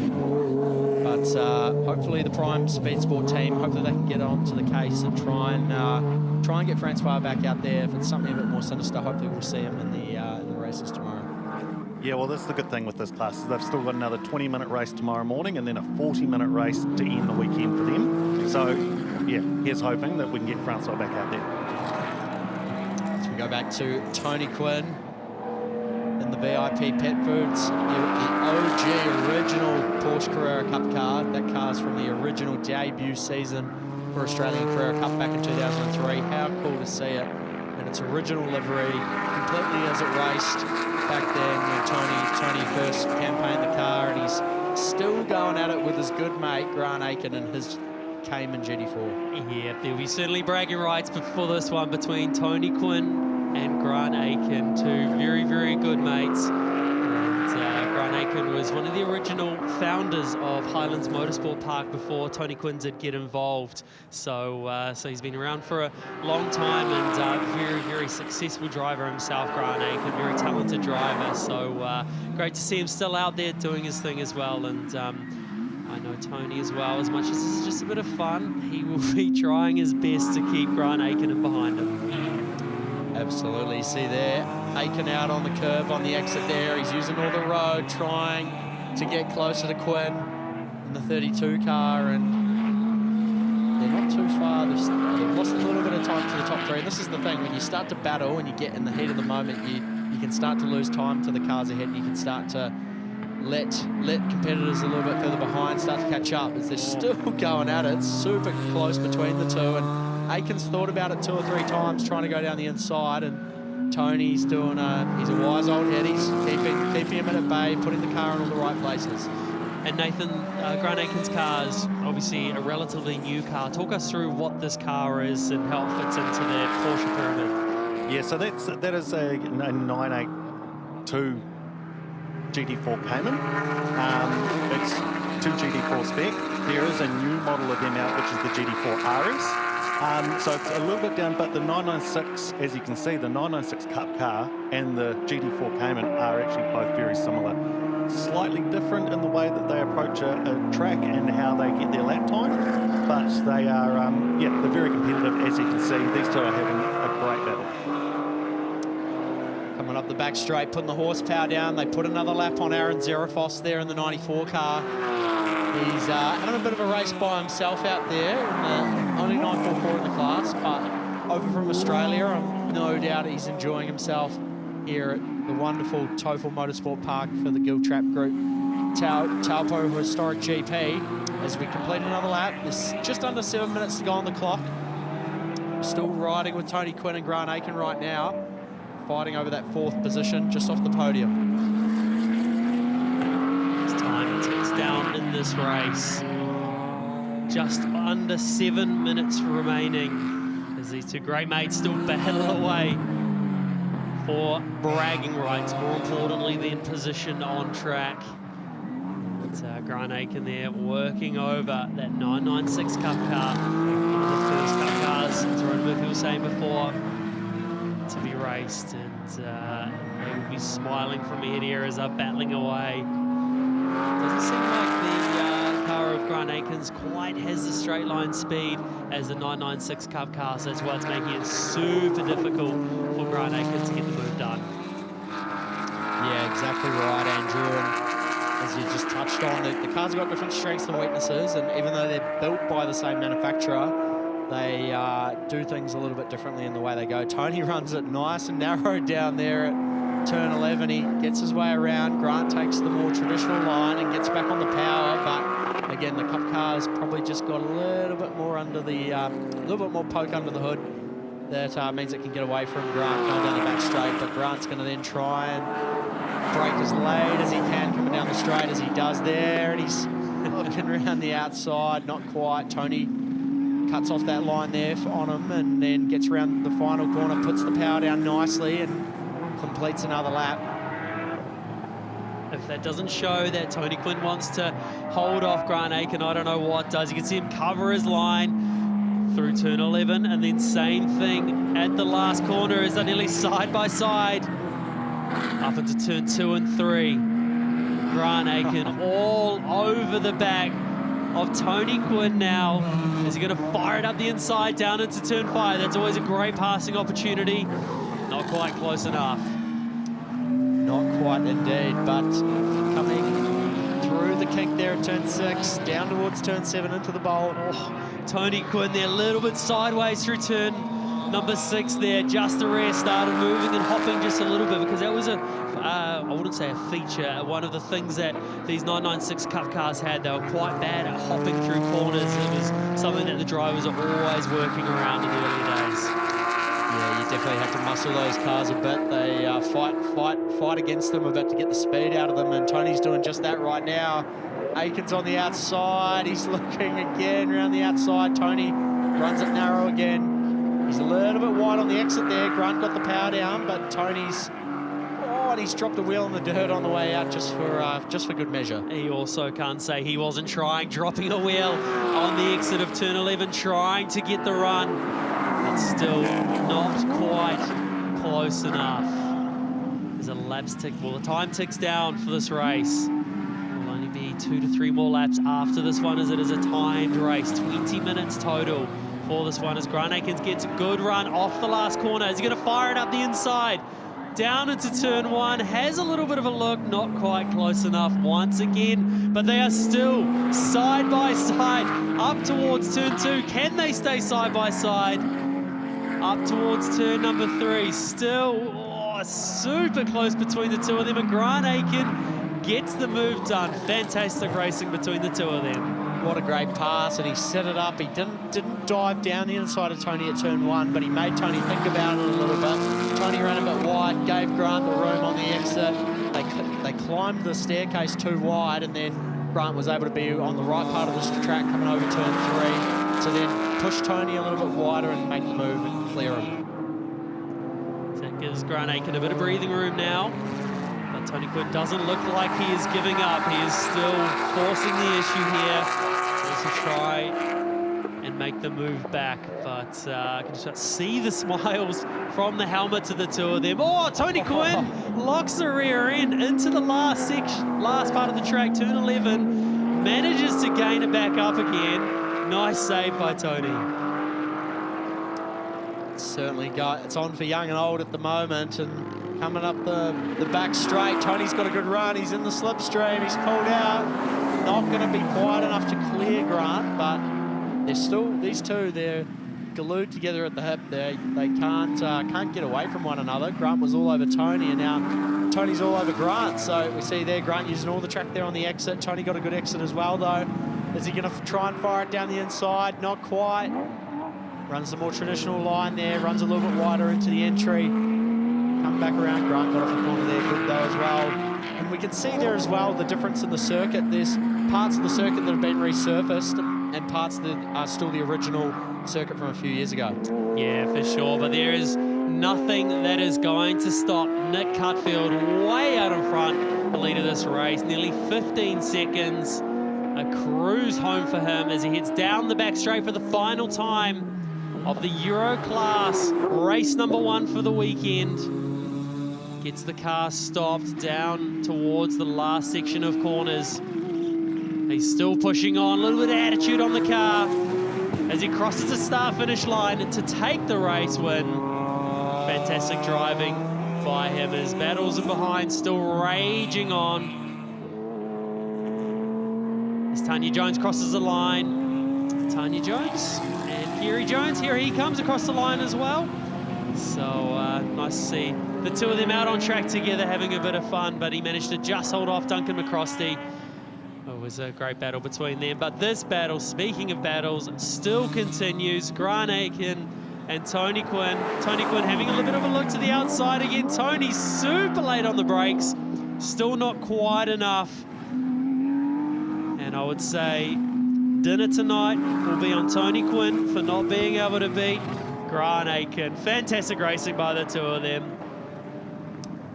What a battle, and that went on from the start all the way to the very end, and they put on a great show out there, Grant Aiken and Tony Quinn. Not quite the podium, but they were right in the hunt there, and as we take a look at the race results, Nick Cutfield took out the win from Kerry Jones, Duncan McCrosty there in third, Grant Aiken and Tony Quinn, the battle we were just talking about there in fourth and fifth. David Cranner there in sixth in McLaren GT4, followed by John Buchanan, Tanya Jones, Aaron Zerafos in the 944, and Francois Biziak, unfortunately, not making it quite to the end of the race. Yeah, hopefully they're able to rectify those issues with his car as we watch the race get underway. It was a big dive bomb at the start of the race by Duncan McCrosty up the inside. Thought better of it once he got up the inside. A little bit of contact into turn 1 and then still sideways. Got into the lead of the race. But at this point, started thinking better of it and let Cutfield back up the inside, and Duncan McCrosty got quite the rally background, showing a bit of that, getting a bit of sideways on the exit of turn 5, and then the next battle that continued on was between Kerry Jones and Duncan McCrosty. Kerry Jones getting the better of him, and Francois Biziak with all sorts of issues with that car.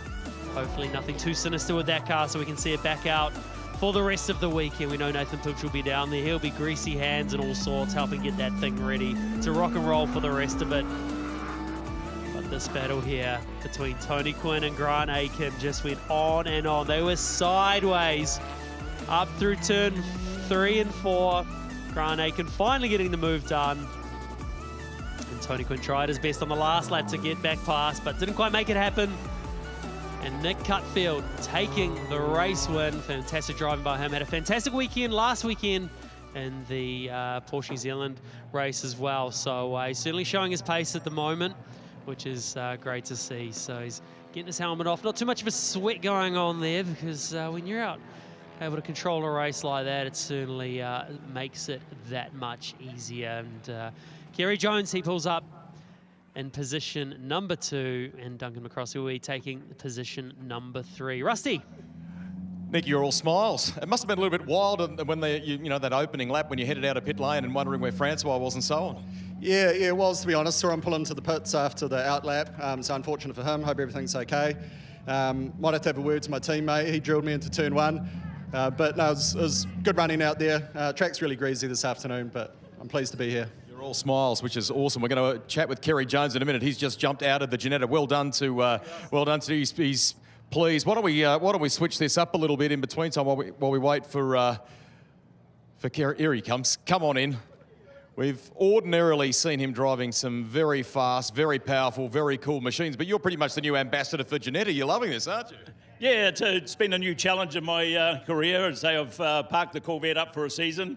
But no, really enjoying these things, and it opens up a lot of doors with my Trans Am are very limited to where I can run. So, no, thanks to my wife, Thanks to the Euro guys for encouraging me to come down and have a crack. We're pleased that you did. We'll see you tomorrow. Good Saturday for you. Let's get Duncan in now for a word on that third place. And was there a little dip into the kind of rally bank in that process? Yeah, that was absolutely my mistake on the start there. Left it way too late. Congratulations. Yep, great. There you go.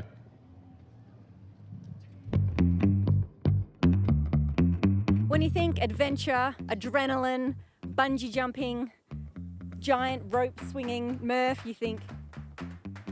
We think Taupo, and we also think, what are we thinking? We've come to AJ Hackett, bungee and rope swing, because look, what else will we be doing on this glorious day here at Taupo? I can think of a few other things, really, Reed, to be honest. I'm not sure how you talked me into this. Obviously, Will didn't want to do it, so, you know, I'm your partner. I've never felt more awkward in my life than sitting here next to you, Murph. You look great. Attached to a swing that I hope is going to be okay for us. Let's see how we go. Who's going to squeal more? I have a feeling it's me. He wants to talk to you too.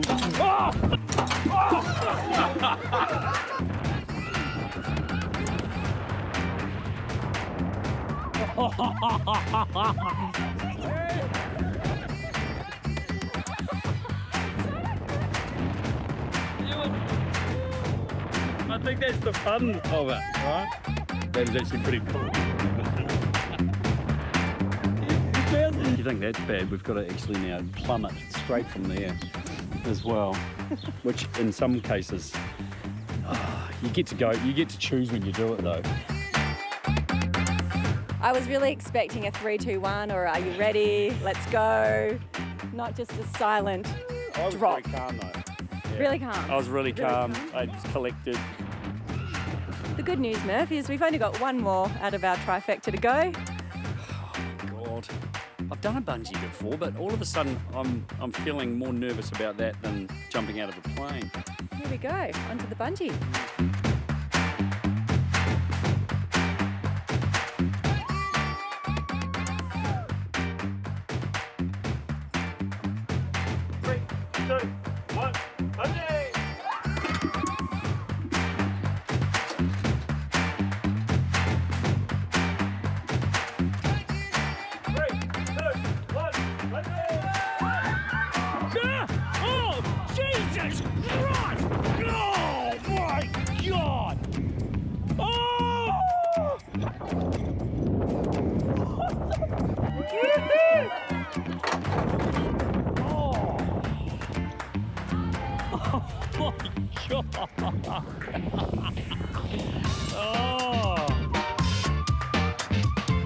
I tried to do a jump. I did as best as I could. But your feet didn't want to go. No, I wanted to dive out, but now I'd do that for sure. I'd do it again, but doing it with it, never done it before, and then someone going, run. Are you for real? I'm for real. Yeah! Oh, Jesus Christ! Oh, my God! Yeah. Totally daft.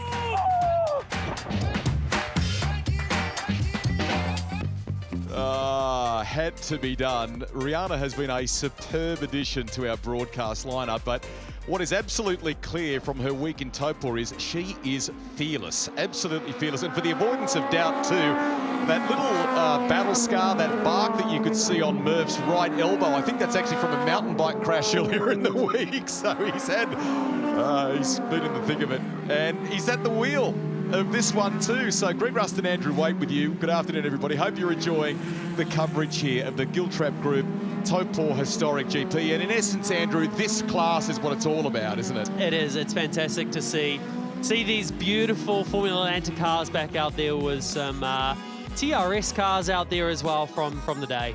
Cream Insurance Grid, Caleb Natoa, who was the star of this race in 2025, has grabbed pole position in that magnificent DB4. We'll tell you more about its history shortly. Good job by Toby McCormack alongside him. James Corbin, good story there too, fared much better than yesterday. It's only his third session ever in that car, has qualified third. Nice work. We go a little bit further back, and what about that for a story? Kenny Smith, they are chasing a bit of an issue with car 11. Hopefully they have ironed it out for the race. They were feeling like it might only be good and on song for 4 laps in this race. So one thing we can expect with Kenny, absolute legend of not just Kiwi motorsport, but sport generally. Even at his age, he will be tenacious if it is indeed just 4 laps. Yeah, hopefully it's going to hang on even longer than that, but we'll wait and see how this one unfolds for him. Had a heat soak issue. So a little bit of head scratching. It's a good team of people down there, I need to point out too. They know those cars incredibly well. Off the back of a little valve spring complaint of some sort at Manfield. So they're just sort of going back through things and trying to figure out what might be the root cause of it all. And there is Greg Murphy at the back of the grid, and there is a reason for that, Andrew. Do you want to... I'll leave that for you to bring up. Why is Greg Murphy at the back of the pack? He wasn't very good at following rules, shall we say. He did something a little bit dangerous, which was speeding in pit lane. So... was he vocal when told that news? How was his reaction? Please tell me. Very calm, cool, and collected. Yeah, right. Oh dear, and that's sad because our commentary box is right next door to the great folk from Motorsport New Zealand Race Control. Someone had to deliver that message. I'm just glad it wasn't me. Here we go. Ngātoa in that magnificent red and blue machine. You can see kind of bottom of your screen there. It sounds sweet. We'll give you more of its stats and history as we get going. There are some interlopers in this field, and they are the newer generation Tartus cars that you would have seen fighting it out in what we now know as CT front, and it's jumbled through the first turn, isn't it? Contact there at turn 1 there between a few cars. But Caleb Ngātoa gets back up the inside. But certainly pretty full on through those first couple of corners there. Things will start settling down just a little bit there, but Toby McCormack, he's got into the lead of the race. That's a clear representation that the Atlanta car doesn't quite have the horsepower of the FT50, which leaped up at the front of the start of the race there and got in front. Toby's a great story, just 18 years of age from Auckland, began racing at the age of 12, but not in karts like many of them that are here racing at Taupo this weekend. His background was off-road initially before moving into Formula First and then Formula Ford. Yeah, and good to see him out there doing his thing today, and it's a fantastic class to be part of, the former Atlantic, and a few FT50s and FT40s out there as well, so a great array of cars there as everyone just starts settling into this battle for the race. And you can see the FT40 there, just a bit more horsepower in a straight line, able to pull out and go around the FT50. Not quite enough there because of the difference in the downforce. They've got exactly the same engine, but it shows the difference in how much the aero really makes a difference. As Oliver Cinch there has started to pick up a few cars. Didn't quite qualify where we'd normally see him, but it does look like he's got a bit of damage to that front wing there on the left-hand side. It does look like it's hanging down just a bit. He's been busy, hasn't he, in that 93. I chanced on a cool little story there in pit lane surrounding this car before as Greg Murphy closes in on the back of that machine in his 51. That DB4 1990 Swift, the 93 that you can see there. There are a couple of cool names on the side of it, including Steve Cameron, who raced this car in the United States. Well, his young son, Christian, is visiting from the US. Barry Tomlinson was with him down in the pit lane before, and they managed to get Christian in that car for a nice photo. Great stuff. It's Campbell Owens here with a few issues with his car starting to drop down as Greg Murphy has already got past him. So Greg Murphy with a massive start in this race off the back of the grid, already inside the top 10. When you think of the modern history for Murph, the Bathurst wins and the Kmart era, and even coming out of effective retirement, if you like, too. I mean, he's always enjoying historic racing competition of some kind, but doing that one-off Bathurst in boost colours some years ago now. But he has a strong single-seater background, doesn't he? We shouldn't forget that, both here in New Zealand and in Australia for that matter. Tested in the United States as well. Was with him in the late 90s when he had a seat fit in an Indy Lights car at California, the then California Speedway. Memory serves me right as well. He still holds a couple of outright lap records in New Zealand as well from a single-seater day. That's Kenny. So Kenny's coming into the lane. Even earlier than was expected with that car. So a real shame the Gremlin's going on with that car to come in. McCormack with the quickest lap of the race we've seen so far, a 1:25. 5.37 as we continue to watch that battle there. I think it was that Brian Hartley coming through there in the 28 a moment ago, and Owens, who you were talking about. Back to Murphy we go, who's up into 6th place. Now, how far up the road is Oliver Sench? So I think the gap was about 1.2 seconds. If you take a look at the 6th drone cam, and it's even closer than that based on what we're seeing there. Yeah, and after Murph's performance this morning in qualifying, he's actually getting the boot after this race as well. He's getting sidelined, and another driver's jumping in. Someone by the name of Will Davison. A well-credentialed fella. Yeah, yes. Great to have Will Davison here, and part of the action this weekend, so I can't wait to see Will get in. He did a bit of practice yesterday and was absolutely fizzing when he got out of the car, which was just so cool to see. Hopefully we hear from the great Kenny Smith there. Now, Sench is able to stretch the legs out of that top turn as they go down the back straight relative to Murphy, but Murphy, I think, is able to regain some of the time lost through the tighter stuff, like this complex, this final sequence of corners before they come on to the start-finish straight here at Taupo International Motorsport Park. We've still got a massive afternoon of racing coming your way here, including race 2 of the Castrol Toyota Formula Regional Oceania Trophy.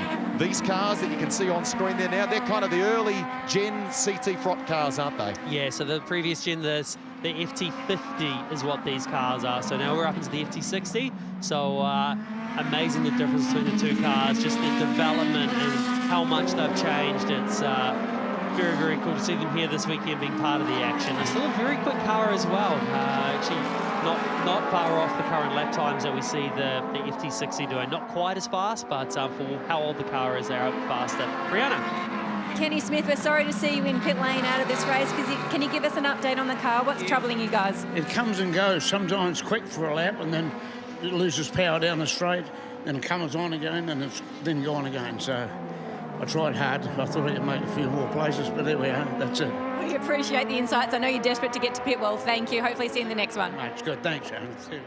The great man's agreed to come on for a podcast chat too, and what a story over the decades. He has got all the different races that he's worked with over time, from some of the legends of Formula One racing in the 60s and the emerging stars here in New Zealand that he has helped really launch to catapult onto the international scene.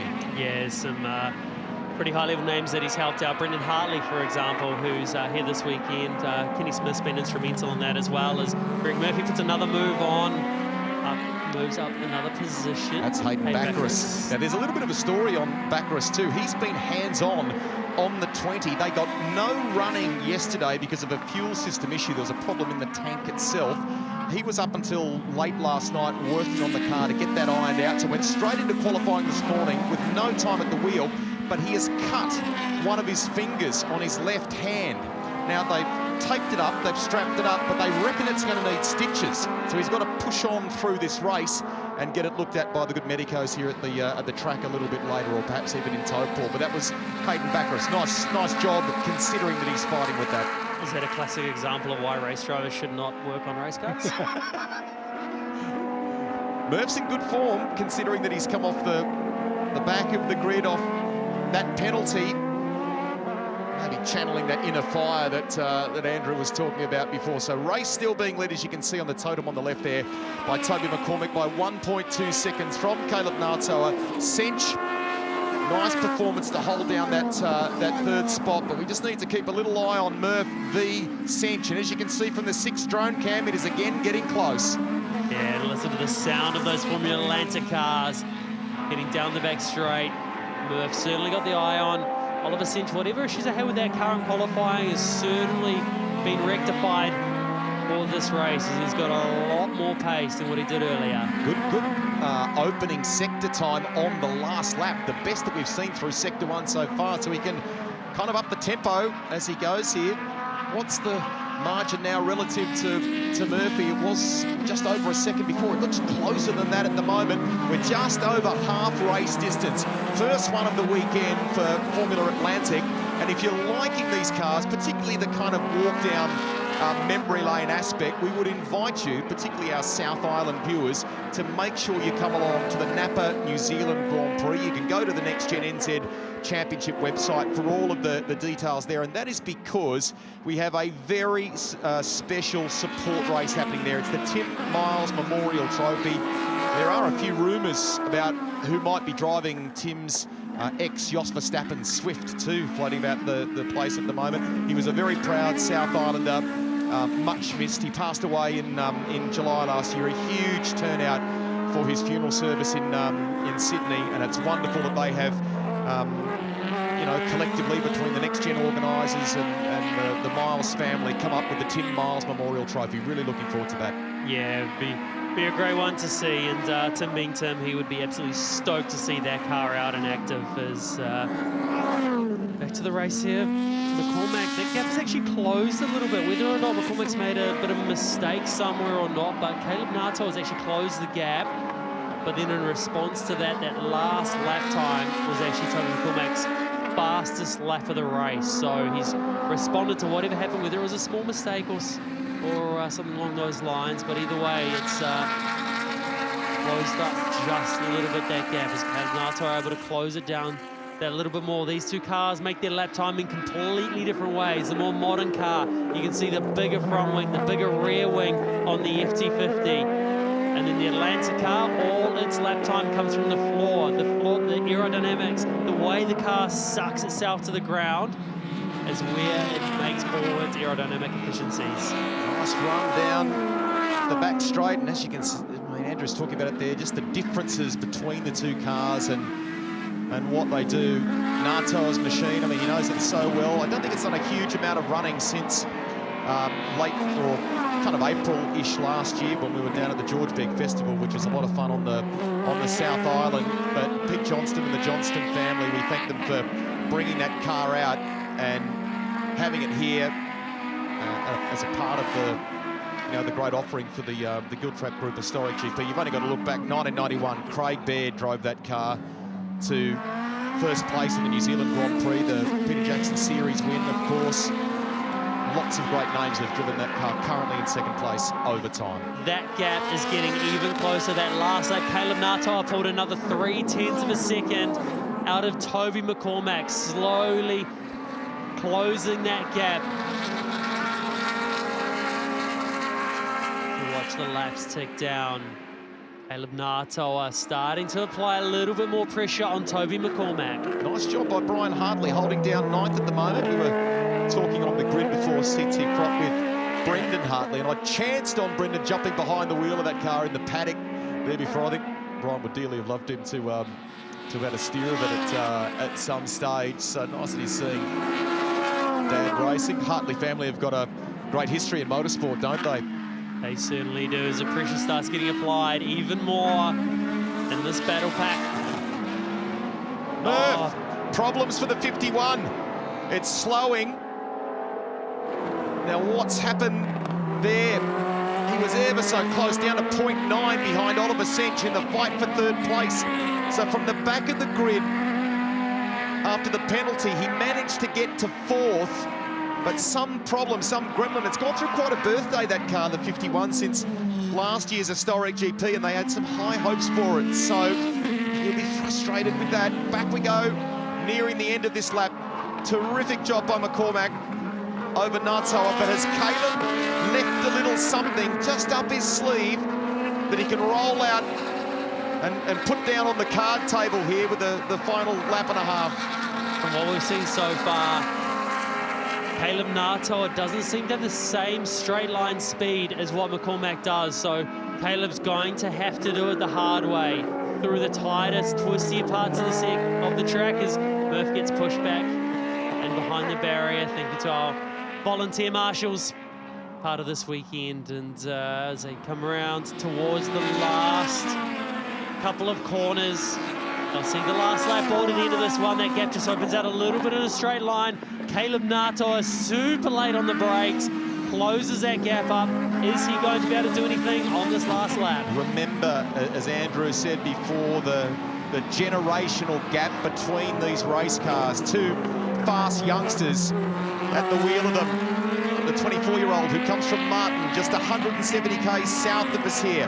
Caleb Natoa raced for Giles Motorsport for a number of years, and what we now know as CT Frott. Went to Suzuka in Japan from memory too, to do a Formula Regional round over there, and Aussies watching across the ditch on Fox and KO will fondly remember him racing an S5000 in Oz as well, among other things. He knows this car well. He is close here.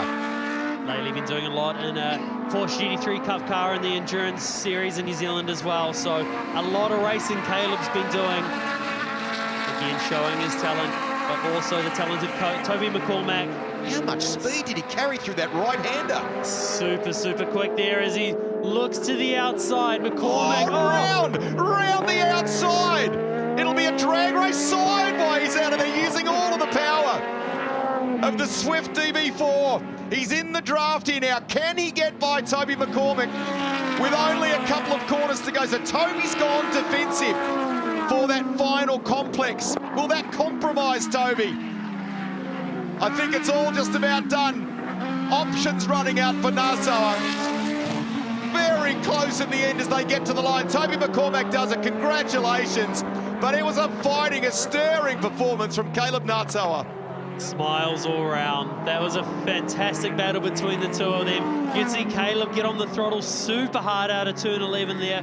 Didn't quite have the grip, but it was all he could do to make the move. But there is no taking anything away from Toby McCormack to be able to hold off that pressure throughout the race to take the race win. Oliver Sench gets home in third. I had to catch my breath there, sorry. And Hayden Baccaris, a gritty drive from Baccaris to finish in fourth place. Leon Hallett there, I think, in the number 3, coming through now. So that's been a great opening edition. Lots of stories to come out of that, and although Greg Murphy is parked up near turn 11 there with some sort of issue for the 51, he almost finished on the podium there. Hopefully they can get that squared away for Will Davison when he jumps behind the wheel. Recap of the race results for you. Toby McCormack does it. Look, in the end, the margin, 0.1 over Caleb Nassau. Oliver Sench, Hayden Baccaris. Well done, James Corbin, an excellent 5th place. And we go right through. Dylan Fay from Australia. That's a good story in the 81. They have brought that car over from the Sunshine Coast. He's got a bit of a Formula Ford background. And they had a couple little issues yesterday, but they're going to keep that car here in New Zealand so that it goes on to the Tim Miles Memorial Race. He'll head back to Aussie in between time, but really enjoying his time here.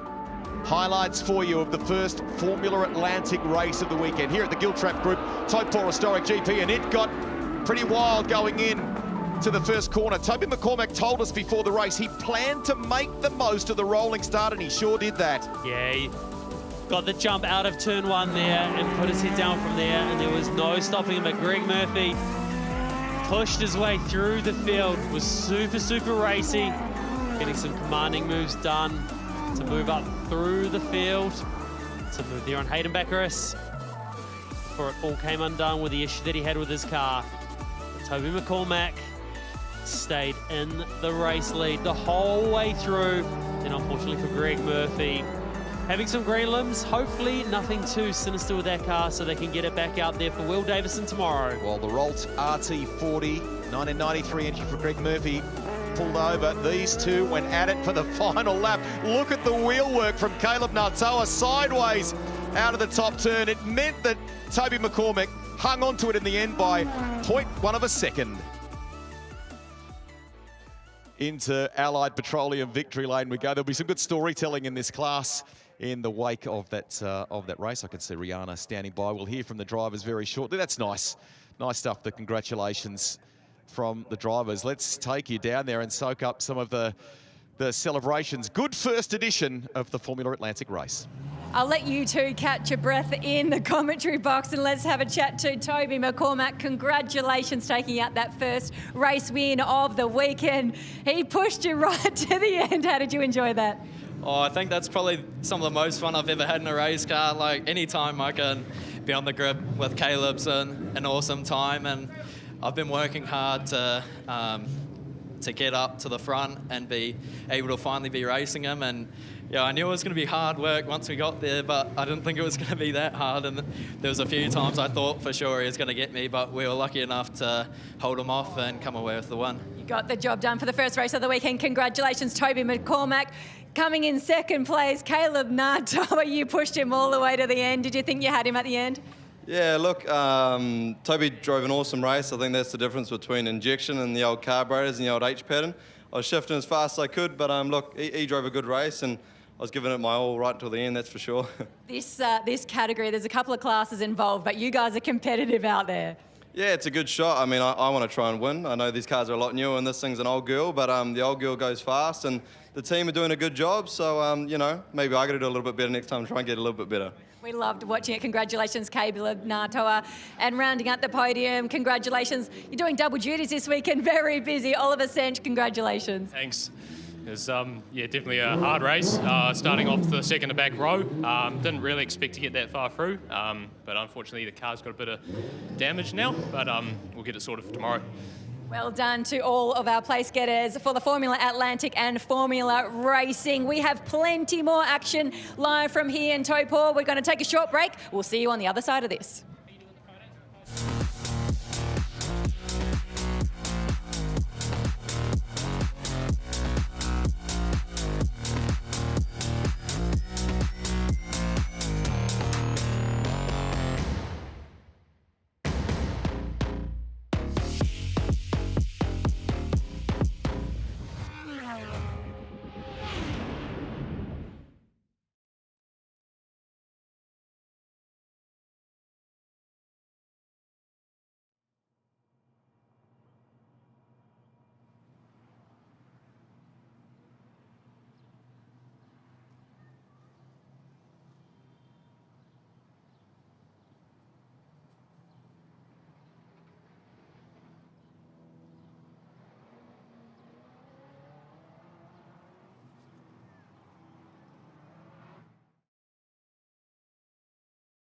At Repco, we get what gets you going. Because while you told her it would be loud, you forgot to mention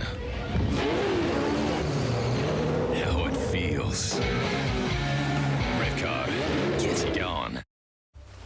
It's one of the biggest weekends on the Kiwi sporting calendar, January 30 to February 1 at Highlands Motorsport Park for a milestone running of the Napa New Zealand Grand Prix. It's the title decider of the Castrol Toyota Formula Regional Oceania Trophy. There's Formula Atlantics, Bridgestone GR86, GTs, some fire-breathing V8s and all sorts of family fun.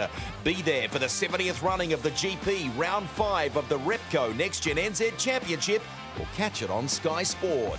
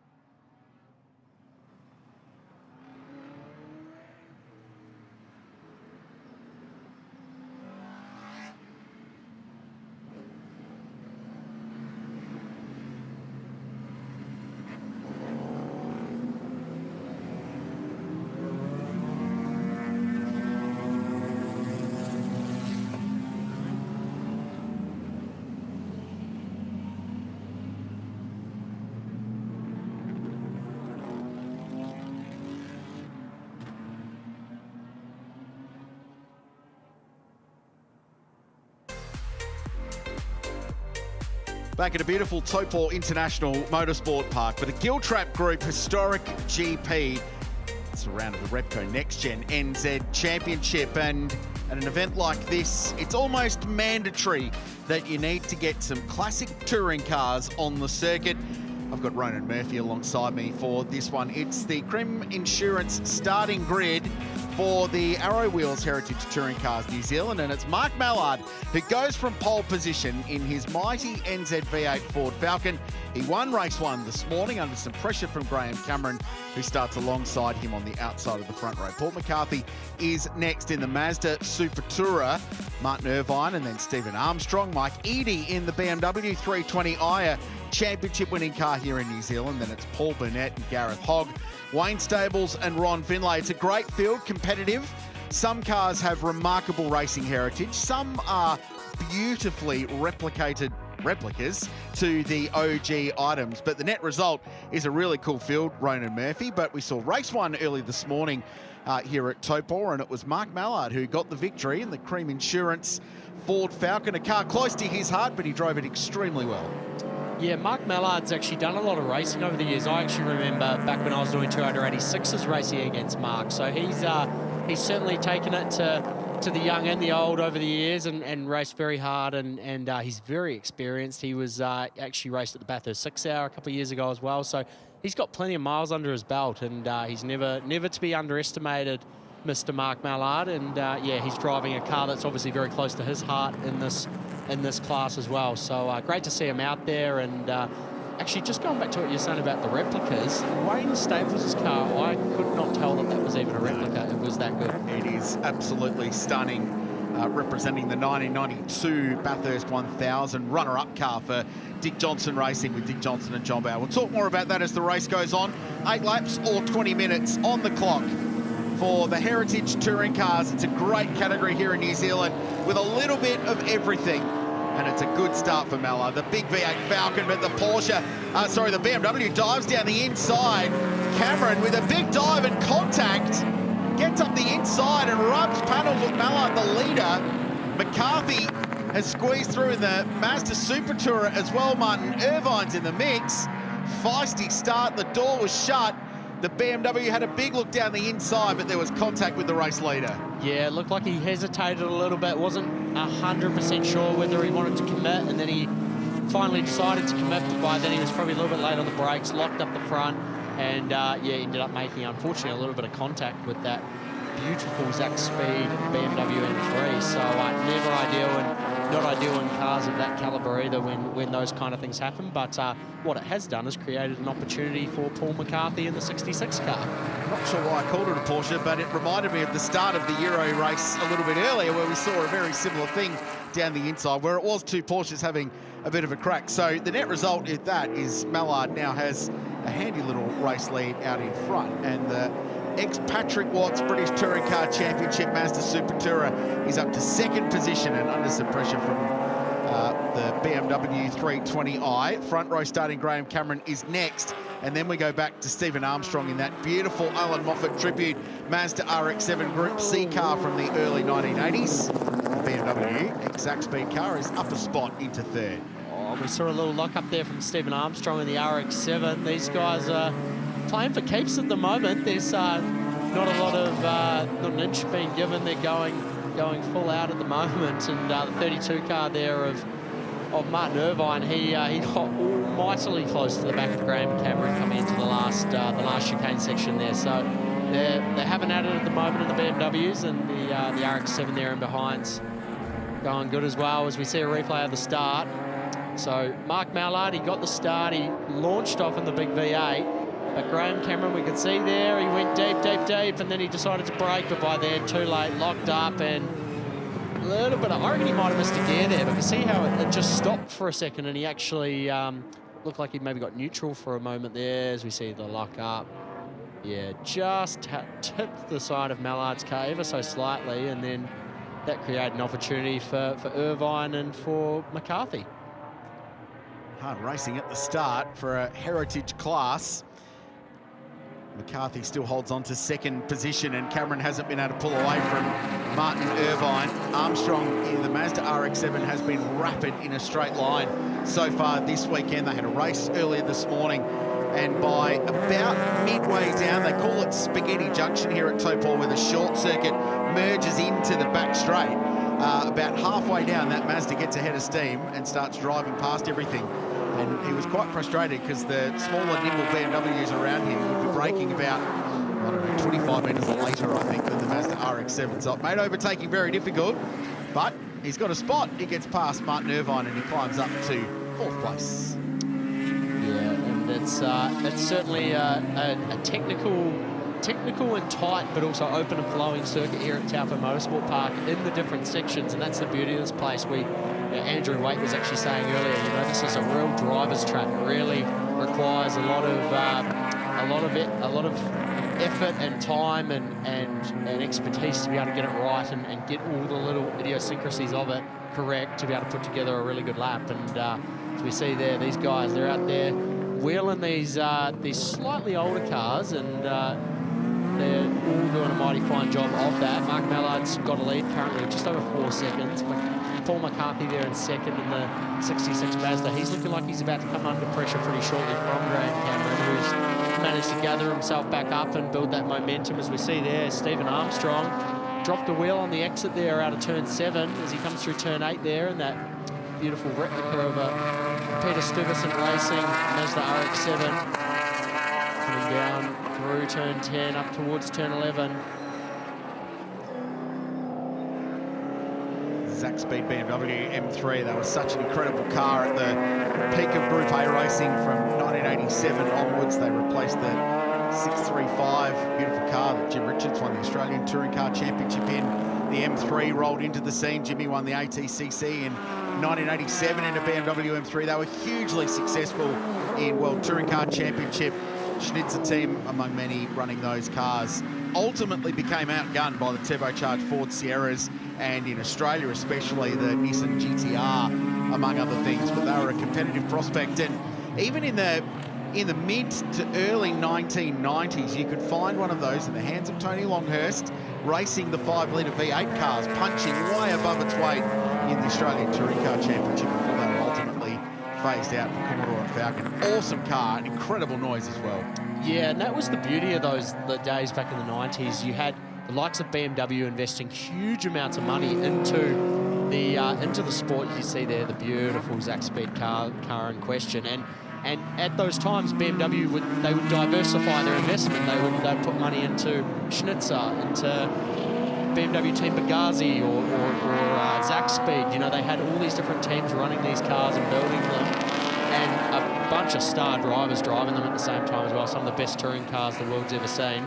Wow, Roberto Ravaglia drove this car in particular, this actual car. Emanuele Puro, Smoker Joe Winkelhock drove this car. Steve Smoker, incredible. Steve Soper, jeez, that's a worry, isn't it? Drove this car as well, so it's got an incredible amount of history. It is the genuine article that won in the DTM and in European Touring Car competition. There were a lot, and yeah, all the names you just named, and they all were mightily successful in those cars, and I was about to sort of my point, like it's interesting seeing a Zach Speed BMW, because the name Zach Speed are much better known for their Fords, you know, Ford Mustangs, Zach Speed Mustangs, Zach Speed Capris, those Group 5 Capris they used to build. That was always, you know, one of my dream cars was that Jagermeister, the Klaus Ludwig Capri, and that was what I grew up knowing Zach Speed as, and what a lot of people did. So to see them build the likes of a BMW or a Mercedes later on as well when they were DTM racing was quite interesting, and just shows that, you know, their competitive packages would change over the years, and different teams would go to different brands to try and find an edge. It's a side-by-side battle. Stephen Armstrong and Martin Irvine continue on. Irvine's going to try and get the switch back here as runs down the hill, and he'll get down there at turn 5. Nice pass. Overtake done. That was deep, and that was commitment. Very, committed, forceful down the inside. Great pass there from Irvine, and actually the Mazda went pretty wide there on the edge through turn 7. So maybe Stephen Armstrong was still a little bit unsettled from that pass at turn 5. So it's now a 3-car battle for 2nd, 3rd and 4th, and Paul McCarthy is under some pressure from Graham Cameron's M3. Armstrong next. Irvine back in 5th place, then Mike Eadie the 6-time championship-winning New Zealand touring car for BMW and Lyle Williamson's famous international motorsport squad based out of Auckland. It's an incredible car with remarkable history. Gareth Hogg next, then Paul Burnett. Wayne Stables in the DJR car is inside the top 10 in 9th, and Ron Finlay rounding it out. We go back and pick up Grant Lee in the beautiful Dado. What I love about this category, Ronan, there's just massive diversity of cars up and down the field, and some cars with history in the US in IMSA competition and sports car racing over there, and touring cars from both sides of the Pacific and indeed the Tasman as well. And the livery on that Mustang is very synonymous of some of the cars you were just talking about. Usually more common on a BMW back in the day, but also fits quite nicely on a Fox body Mustang. It does. Good looking race car, the old Fox body. They were in the hands of Dick Johnson. They were pretty mean, green fighting machine. Those Green's Tough Fox body Mustangs back in the day. Recall, did Dick Johnson not bring one of the Green's Tough cars over for Wellington? But it ran on the street race. But it ran in a, was it Whittaker's Peanut Slab livery they ran? Pretty sure it was. It was, yeah. I'm pretty sure you're right. And they were pretty. I'm not sure if they were as successful as the XD and XE Falcons, but they were still a pretty tight-looking car back in the day. And obviously, Ford at the height of their powers, investing heavily into motorsport, and we've sort of seen a bit of a resurgence with Ford more recently, and they'll be putting their all their efforts, particularly with homologation team, behind the Red Bull Ampol racing team this year in the Supercar Championship. Yeah, well, Mustang had a pretty good Repco Bathurst 1000 last October, didn't they? Back on top of the podium, a Mustang winning on the mountain, and you had to go a long way back to find one even competitive, and it was Dick Johnson and co in those 2 years where they ran the Fox body Mustang up against the early era of the Group A period in Australia. There's smoke coming from the JPS replica here. Chris Anderson, the famous Anderson family, the Pine Pack Mustangs, and historic touring car racing. They raced back in the era and continue to do so. This fight continues on. Graham Cameron, Stephen Armstrong's recovered from that little moment, and he's now got back to the back of Graham Cameron. He certainly has, and Graham Cameron's still got Paul McCarthy in his sights there. Mark Mallard, he's just walked away with this one. He's ran with the ball pretty well, and he's almost 9 seconds up the road. So I got a feeling I can sort of say, unless anything crazy happens, Mark Mallard's going to look to take this one out potentially. No, you didn't just do that, did you? I may have given him... No. Oh, hopefully not. No. Hopefully not. He's good enough, and he knows what he's doing enough that I don't think it's going to change too much. But Ronan, he wandered up to the commentary box for no reason other than just to have a chat about the earlier race today, and he said, "Oh, it was just awesome. I'm having a ball." And I was speaking to Graham Cameron at the end, he said, and Graham said, yeah, I was getting pretty hot and tired at the end of it. And Mark said, oh, that's good, because so was I. So they were driving them very, very hard at the front of the field in quite warm conditions here at Taupo. So enjoying it, which is awesome to see. The next Tim Edgell car that he actually had a hot lap in that car, age 20, Mark Mallard, back in the day of NZV8.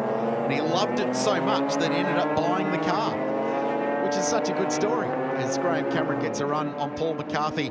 So Super Tourer versus Group A BMW in the battle for second and third position. A lap and a half to go. Absolutely, and we see there McCarthy and Cameron still going at it.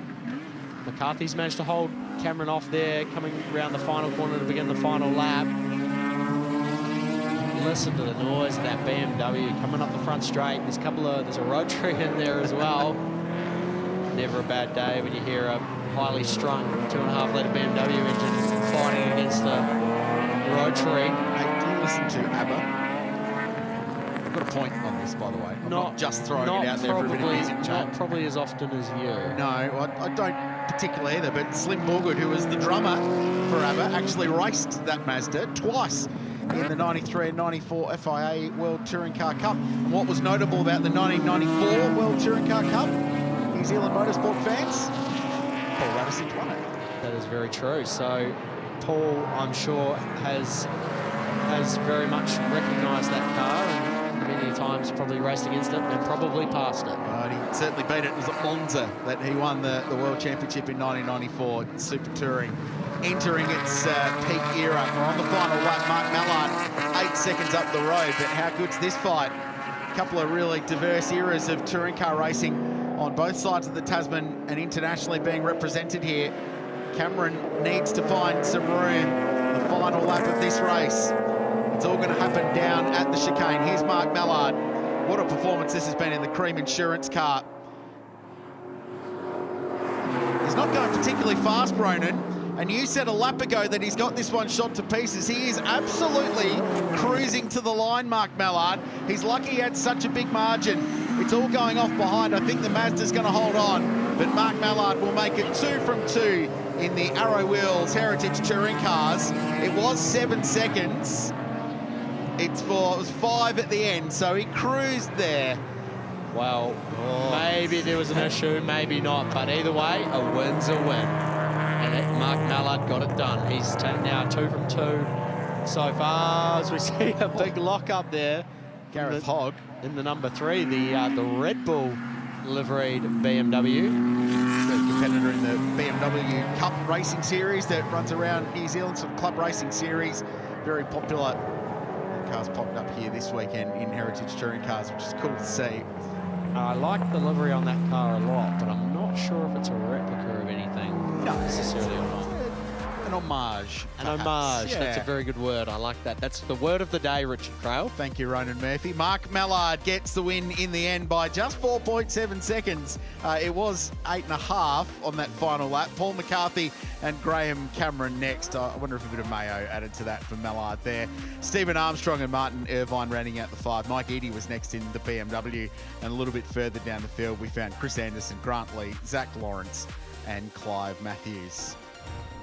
Good fun. These guys will be back for a couple more races tomorrow. Highlights of the Heritage Touring Cars New Zealand. An intense moment down here at turn 1. The BMW M3 sends it up the inside of Mark Mallard. The lightest little bit of contact on the exit of the corner there. And ultimately that would cost Cameron an opportunity to challenge for a race victory because he got buried in the pack in what was a very feisty battle for 2nd, 3rd and 4th place. Guys swapped positions a couple of times. Stephen Armstrong, you're driving this Mazda really well all weekend long and right in the fight. What is essentially a 1981 spec Mazda RX-7. And then Paul McCarthy was a DNF this morning in race 1 for the category, so got the cut back on the racetrack, started from the 2nd row of the grid and was very, very competitive.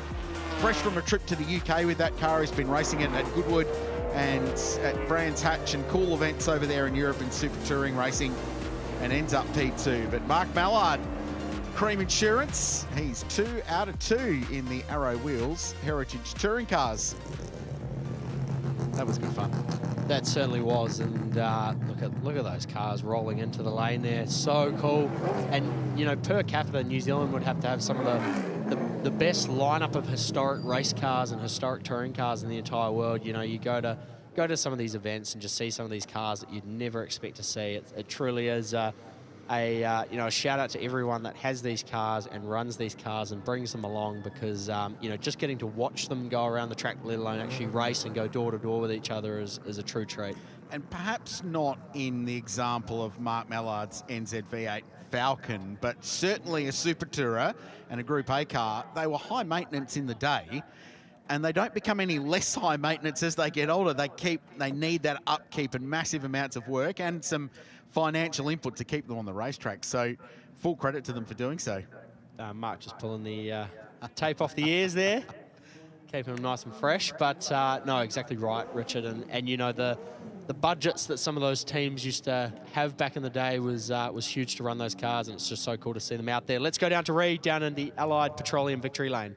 Congratulations, Mark Mallard, back into the Allied Petroleum Victory Lane for the 2nd race of the day. You've just got a smile from ear to ear. You love this. You love how the camaraderie of this category. Tell me about that one. I got off to a good start, and my brother's in my ear. He's doing a good job. we had some brake issues near the end. I think we were bleeding about 2 seconds a lap. I was glad I had a head start, but thanks to Paul, kept me calm. I was losing my shit a little, excuse me. I was losing myself and not being calm and a mature man like I am. So got it back. He brought my breath back, and yeah, went and did the job. Thanks to my sponsor, 24 Red. Chris has done a great job, and I better thank my wife because she's the biggest sponsor and supporter of me, and Thomas as well. And to let us come out and enjoy ourselves is awesome of her. Very well said. The most important one, absolutely. Congratulations, Mark Malladam. Coming in second place in race 2 of the weekend, Paul McCarthy. You had a battle on your hand, my friend out there. Tell me what it was like. That was great fun. I mean, Graham's little BMW is a really fast car. It was a lot stronger in a few of the places in my car, so I was playing a little bit defensive there, really slowing him down where he was strong, just to try and give myself... Yeah, it was great fun. We've battled the car a bit this weekend. It's the first time it's gone okay this weekend, so really, really good fun. Thanks to Tim Edgell for sorting out some of the problems we've had. But yeah, great racing with Graham. It was a lot of fun. We loved it. We absolutely loved watching that battle, and rounding out the podium for the second race of the day, Graham Cameron. Congratulations, Graham, back in the podium circle. You don't look as happy as what you were earlier. You happy? Oh, well, second's better than third. Second's the first loser. Tell me a little bit about the race. Well, we don't take off quite as well, but I thought we had an opening there, and it seems we didn't. So after that, it was put it all back together as best you can. It's great to see you here. Congratulations to our podium, Mark Mallard, Paul McCarthy and Graham Cameron. We have plenty more to come after this very short break, including the countdown to race 2 of Castrol Toyota Formula Regional Oceania Trophy.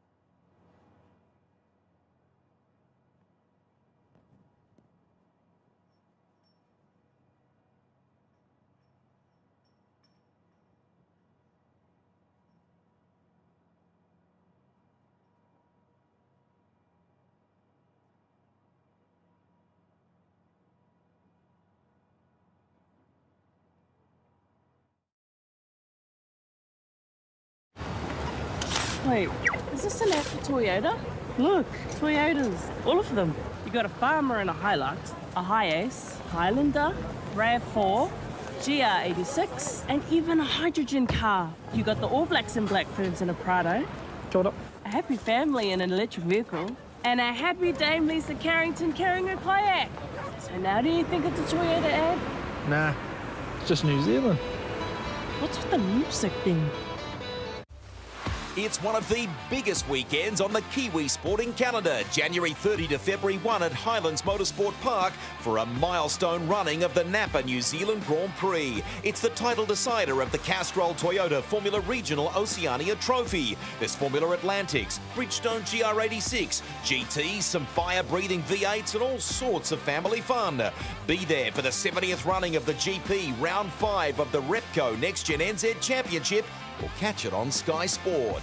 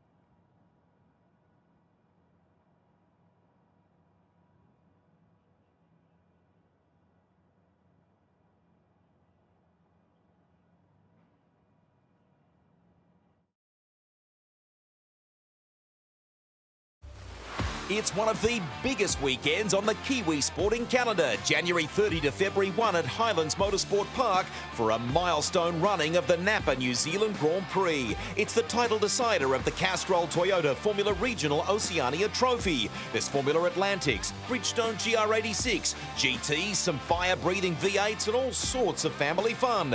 Be there for the 70th running of the GP Round 5 of the Repco NextGen NZ Championship, or catch it on Sky Sport.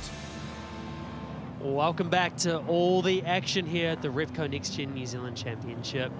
The Giltrap Group Taupo Historic Grand Prix is rolling out more and more action as we have the HRVA race number 2 as they roll out of pit lane and get themselves all set and ready. So this race here is a handicap race. Andrew Waite alongside Ronan Murphy.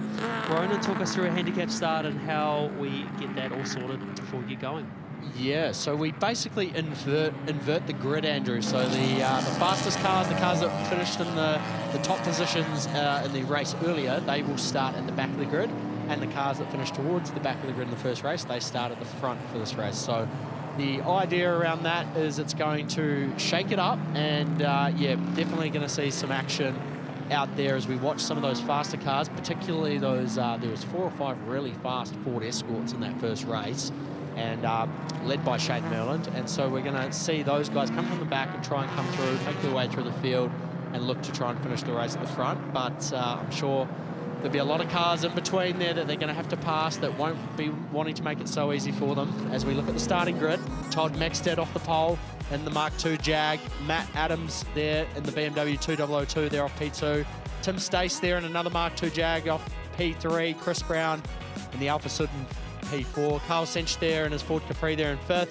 Marco Giltrap supposed to be off the 6th place grid there, Peter Dudson there in P7, Brett Tasker in P8, Des Redgewell there in 9th, and Leon Hallett rounding out the top 10 in the Firebird. Craig Sawyer there in the Vauxhall Viva there in P11, Derek Cecil there in P12 in the Mark II Escort, Ian Brown in 13th, Alan Limmer in the Porsche 930 in 14th, Chris Graney out of Hawke's Bay there in the 49 car in P15, David Graham in P16, Mark McGuinness and Cal Bray rounding out P7 and 18, Jonathan Hogg there in P19, Murray Brown in P20, Warwick Mortimer in a Mark I Escort there in P21, followed by Mitch Maxted. Peter Hooper in the Toyota Starlet. He had a great battle with Martin Day in the earlier race. Robbie Halliday, David Thompson, Oliver Sench, Dennis McConnell, Shane Merland, and Massa Russell rounding out the field. With Jaden Carrott going off P31. So we've got 31 cars on this grid, and some of those faster Escorts at the back there. Watch for them. It's 4 or 5 of them as we see them now lining up there. Martin Day in the 01 car. We see there Oliver Sench in that beautiful Timex Mark I Escort there. Dennis McConnell and Shane Merland coming through, all finding their spots. And there's so many cars in this field, Andrew. I think they're all going to end up lining up around the corner there. Yeah, they'll certainly be taking up a few spots all the way around the corner as we can see them there at the moment. One of them with the door open there is obviously not quite sure where they need to be gridded up, but obviously pretty warm out there in these cars. And this is race number 2 for these guys out of 4 over the weekend, as we have the quiet moment before it all kicks off. Generally we see the New Zealand flag, which helps indicate the start of a handicap race. So that flag from our commentary position has just been waved over to your left on screen here. You'll see it appear very, very shortly, and that'll get us underway and signal for the race. You can see the flag to the left drop, so that signals the first lot of cars to take off from the line. And there's a slight gap left between the next lot. As you see the first lot head in towards turn number 1. I've got the best opportunity here. There's no traffic in front. I just need to put your heads down, focus on the race. It's a great start by the Escort there. Carl Sench and Tim Stace got a great start there in the Mark II Jag and the Capri. As we see there, the Datsun 1200, followed by the Vauxhall Viva and the Fiat 131 Abarth. Going down towards turn 1 there, bit of European flair in there. As we see there, the Mark II Escort, the Firebird, Mark I Escort and BMW is there. The Datsun of David Graham, the number 2 car, he's struggling to get off the line there. Mark McGuinness in the 64, off he goes. Look at the size difference in the cars there, down towards turn number 1. There's obviously an issue going on here of some sort. Some of these cars haven't seen. Martin Day's taken the cue, and off he goes, and he's straight past the 104 Mustang. There's a car stuck there, and I think that's what's causing the problems here. They can't quite get it off the line, so this may cause a bit of action towards the end of the race, because some of these faster cars, I think they're at an even bigger disadvantage of what they were supposed to be. Some sort of issue for that car. Looks like it might have been Murray Brown there, so we'll keep an eye on that one. Hopefully, whatever's going on, they can get it rectified and get their car sideways. The number 12 car, the BMW 2002, sideways off the line, as we see there. One of the escorts, Mark 1, third off the side. Can't quite see the number on that car, but Murray Brown there, unfortunately, with a few issues in that car. So at least they got it off to the side of the track from. Looks like it's a bit of a compromised position there, so whether or not they keep the yellow lights on through there or they do bring out the safety car, we'll keep an eye on that one, and that's going to be a real dampener on the handicap race because it's going to close everybody up. But at the moment, it's not too bad from that position there, so they may be able to get away with it and leave that car where it is for that one. Is the number 25, Tim Stace there. Having a great battle with Matt Adams in that BMW. 2002 as we go back a little bit further back there. 2 or 3 escorts, Ford escorts having a great battle. The 33 car of Oliver Sench, the Timex car, what a cool car that is. Then the battle there with the number 3 car. So we see there Martin Day now chasing another one of those escorts, and he's got Hooper there and behind him in the Starlet. Coming around the final corner, coming onto the front straight. Yellow flag still waving. Double yellows into there, so the team were obviously happy up in race control to let this race run, but under double waved yellows. So single wave is caution, double wave is extreme caution. So it's as close as you can get to having to throw a safety car, but the team are doing the right thing there, letting the racing continue. Murray Brown's out of the way into a safe place there, so at least they'll be able to continue on with the racing. And having a great battle there, Robbie Halliday, Oliver Sench and Shane Merlin and those 3 escorts. They're pretty wound up, those cars, and they were the pace setters in the first race earlier this morning. To go back up towards turn 11. Mark 2 escort fighting with the 141 car, Derek Cecil, Leon Hallett, Chris Graney, Ian Brown having a great battle there between them. 4 very different cars, very unique. As we see there, the Firebird, the horsepower of the V8 going up the inside, clears the escort before turning in. Probably going to hold the escort up a little bit through the slower chicane corners before we come through the final corner onto the front straight.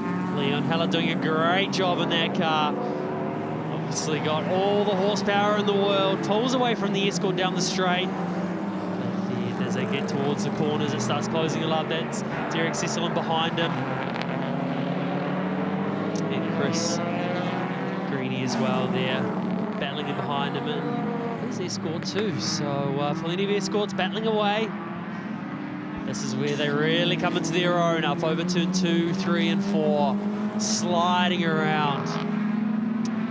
Coming down towards turn 5 there. Tight line there for Cecil. Graney squares the apex off, and he's now got a run actually on Cecil. He tries to go to the inside, gets it done. Going in towards turn 7 there. Gives Cecil the room, coming on the exit. They put the power down on the escorts, the Ford escorts, up towards turn 8. Fast corner this one before coming up towards A1. Flat, fast, 90-degree corner. Put the power back down. We see there, it's the Fiat 131. 141 Firebird of Leon Hallett getting chased now by Chris Graney in the 49 car. Cecil, that car's moving around a heap. 68 of Ian Brown. And look at the battle at the front. We've got Matt Adams, Chris Brown, Tim Stace, the 46 car of Craig Sawyer. Sawyer there starting to come through the field a bit more in this one. He's closing the gap up to the guys in front. Remember, this is a handicap race. The slower cars in the race start off the front. So it's going to be like a swarm of bees coming up towards the end of the race as we get onto lap number 4 of 6 now. The faster cars starting to close in, but Carl Cinch way out in front at the moment by 7 seconds. He is going to be hard to catch. Absolutely, we see there Carl Cinch, he's still in command of this race at the moment in the lead, but Craig Sawyer, he's going to be chasing hard in that Vauxhall Viva. Matt Adams there in 3rd still. Chris Brown there in the 149 car there in 4th, as we see there the Fiat 131 above, going in towards turn 5 there. Tim Stace there in behind in the Mark II Jag. 49 of Chris Graney, he's now cleared Leon Hallett there in the 141 car, so although the Firebird's got a ton of grunt, it doesn't quite corner as effectively as the Escorts. You see there Graney around the outside of Tim Stace there in the Jag. The Jag might not be the fastest car on the track, but it certainly has some class. Oh, it certainly does. It's great to see it moving around, and good to see a car like that on track doing its thing. Absolutely, I love that burgundy brown colour as well. It's certainly got some style, but we go back towards there. 49 car of Graney, he's now trying to go around the outside of Peter Dudson in the Fiat, the 131. Leon Hallett's also trying to capitalise on a potential opportunity if these two have a moment, and he's going to put the power down as he gets in a big slide. Gets it sideways. That is sideways. Tank slapper in the 141. Up the back straight, putting the horsepower down. That car of Leon Hallett's is ex-late Rod Coppin's car, New Zealand Saloon Car Championship winning car, which is great to see that out there being part of this race today. So there's so many of these cars got so much history, so it's fantastic to see it being used on the track to its full potential. Absolutely, and a little Datsun 1200 there, the coupe getting passed by Graney down the inside, and so is the 149 of Chris Brown. Look how busy it is starting to get. We are on lap 5 of 6. The faster cars from the back are starting to close these gaps up. And it's harder for those guys at the back that are faster because they don't have that clear track. They're not able to take their race line and be as fast as I'd like to be. They're caught amongst all these battles. So who can get through the traffic? Carl Cinch there still in the lead of the race. That gap has closed down. Craig Sawyer sitting in 2nd place. But look at all these cars starting to come through. All the Escorts starting to find their rhythm. There's a number 31 there. We don't have long to go either in this race, only just over a lap, so. It's a beautiful looking livery on that car, isn't it? The way it's painted in those two cars, iconic in the years that have been. Is Cal Bray there doing a fantastic job in that car. Closing up the gap, getting closer while the car's in front.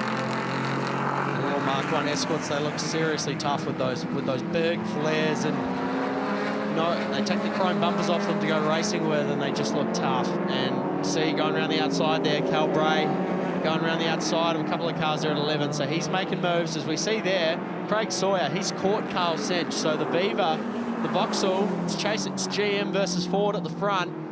The Capri, what a cool looking car that is. The Viva's now within a couple of car lengths. At the start of this lap, it was a 4-second lead that Carl Cinch had, but it's looking like he might, on the final lap, depending on how Craig Sawyer plays this, Carl Cinch may end up giving that lead up. It's only half a second, so he's chopped 3.5 seconds out of him on that previous lap. Chris Graney's moved up to 3rd in the 49 car. Matt Adams, he stayed in the top 4. He started off the front row of the grid. He's still sitting 4th, so we'll see where he ends up. They would have seen the last lap board.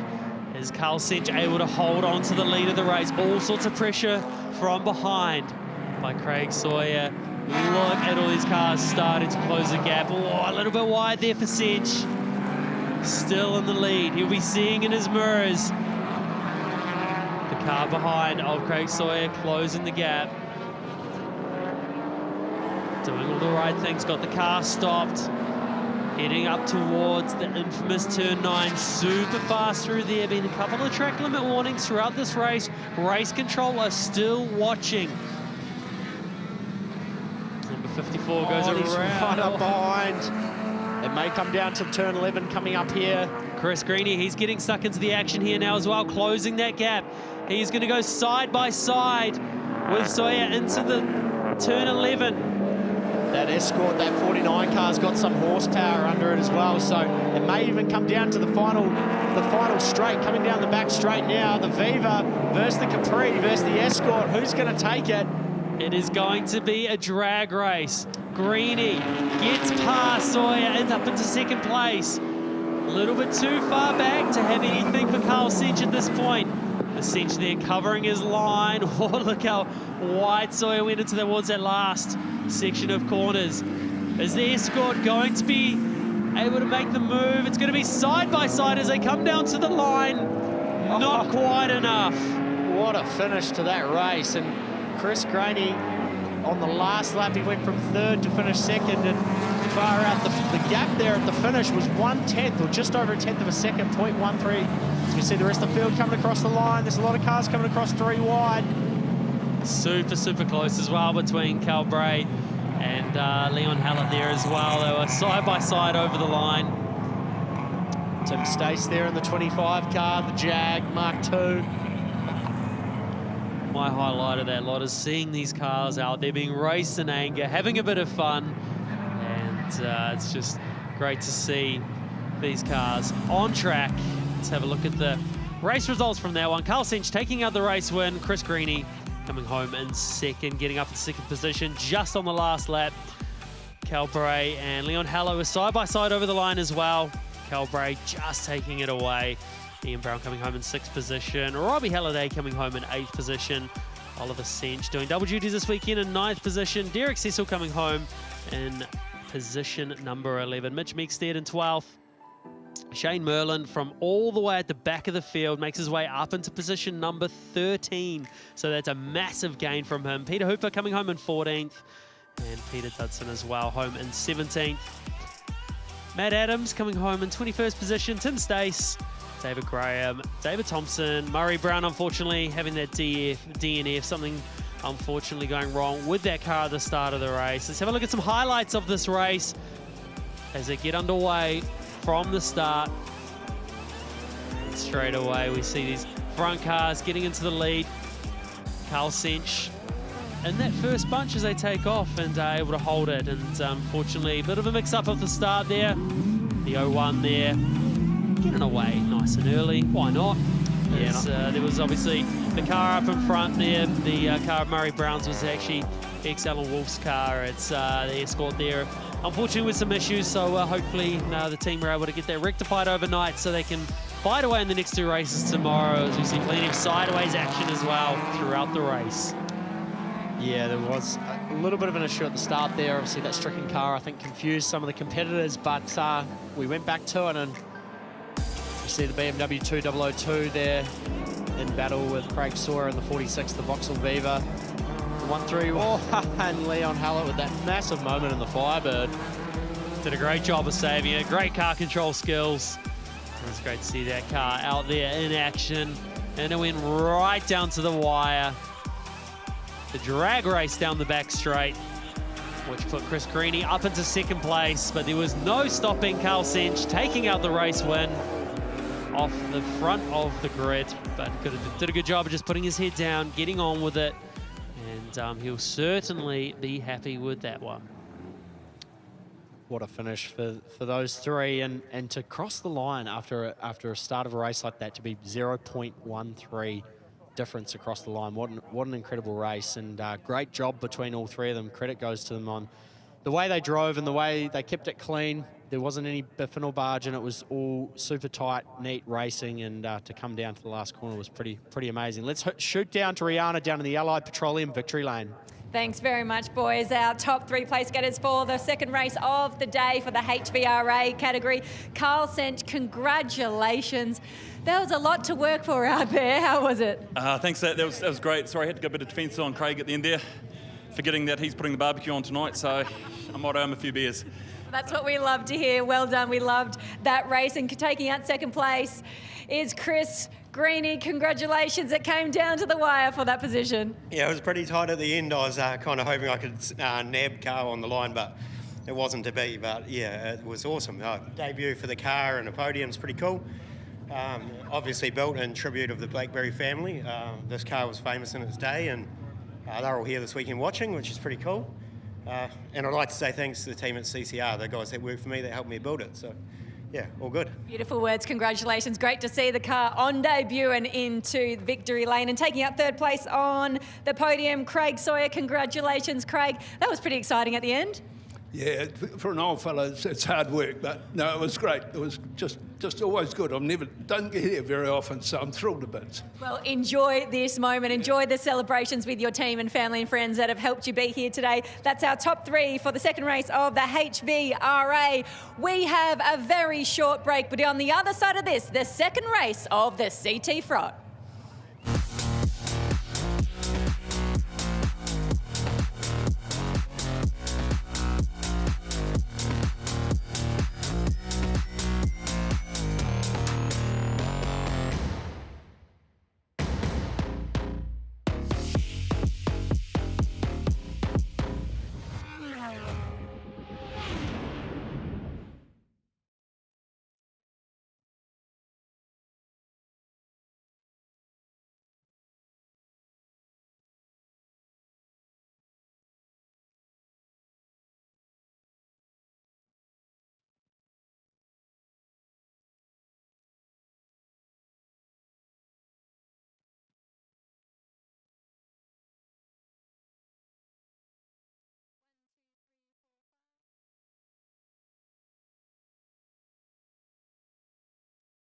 At Repco, we get what gets you going.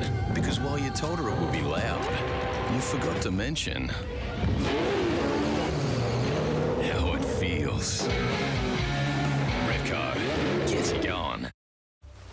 It's one of the biggest weekends on the Kiwi sporting calendar, January 30 to February 1 at Highlands Motorsport Park for a milestone running of the Napa New Zealand Grand Prix. It's the title decider of the Castrol Toyota Formula Regional Oceania Trophy. There's Formula Atlantics, Bridgestone GR86, GTs, some fire-breathing V8s and all sorts of family fun.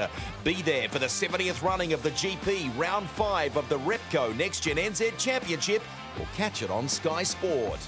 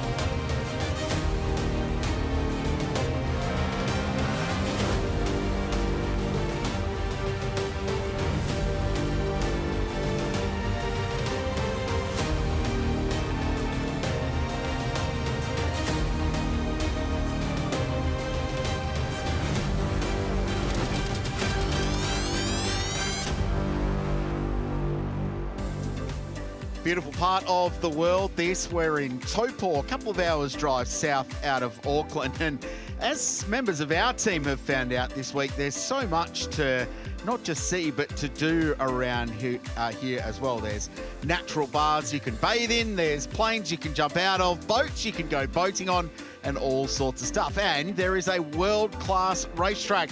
Welcome back to Taupo International Motorsport Park and the Giltrap Group Taupo Historic GP.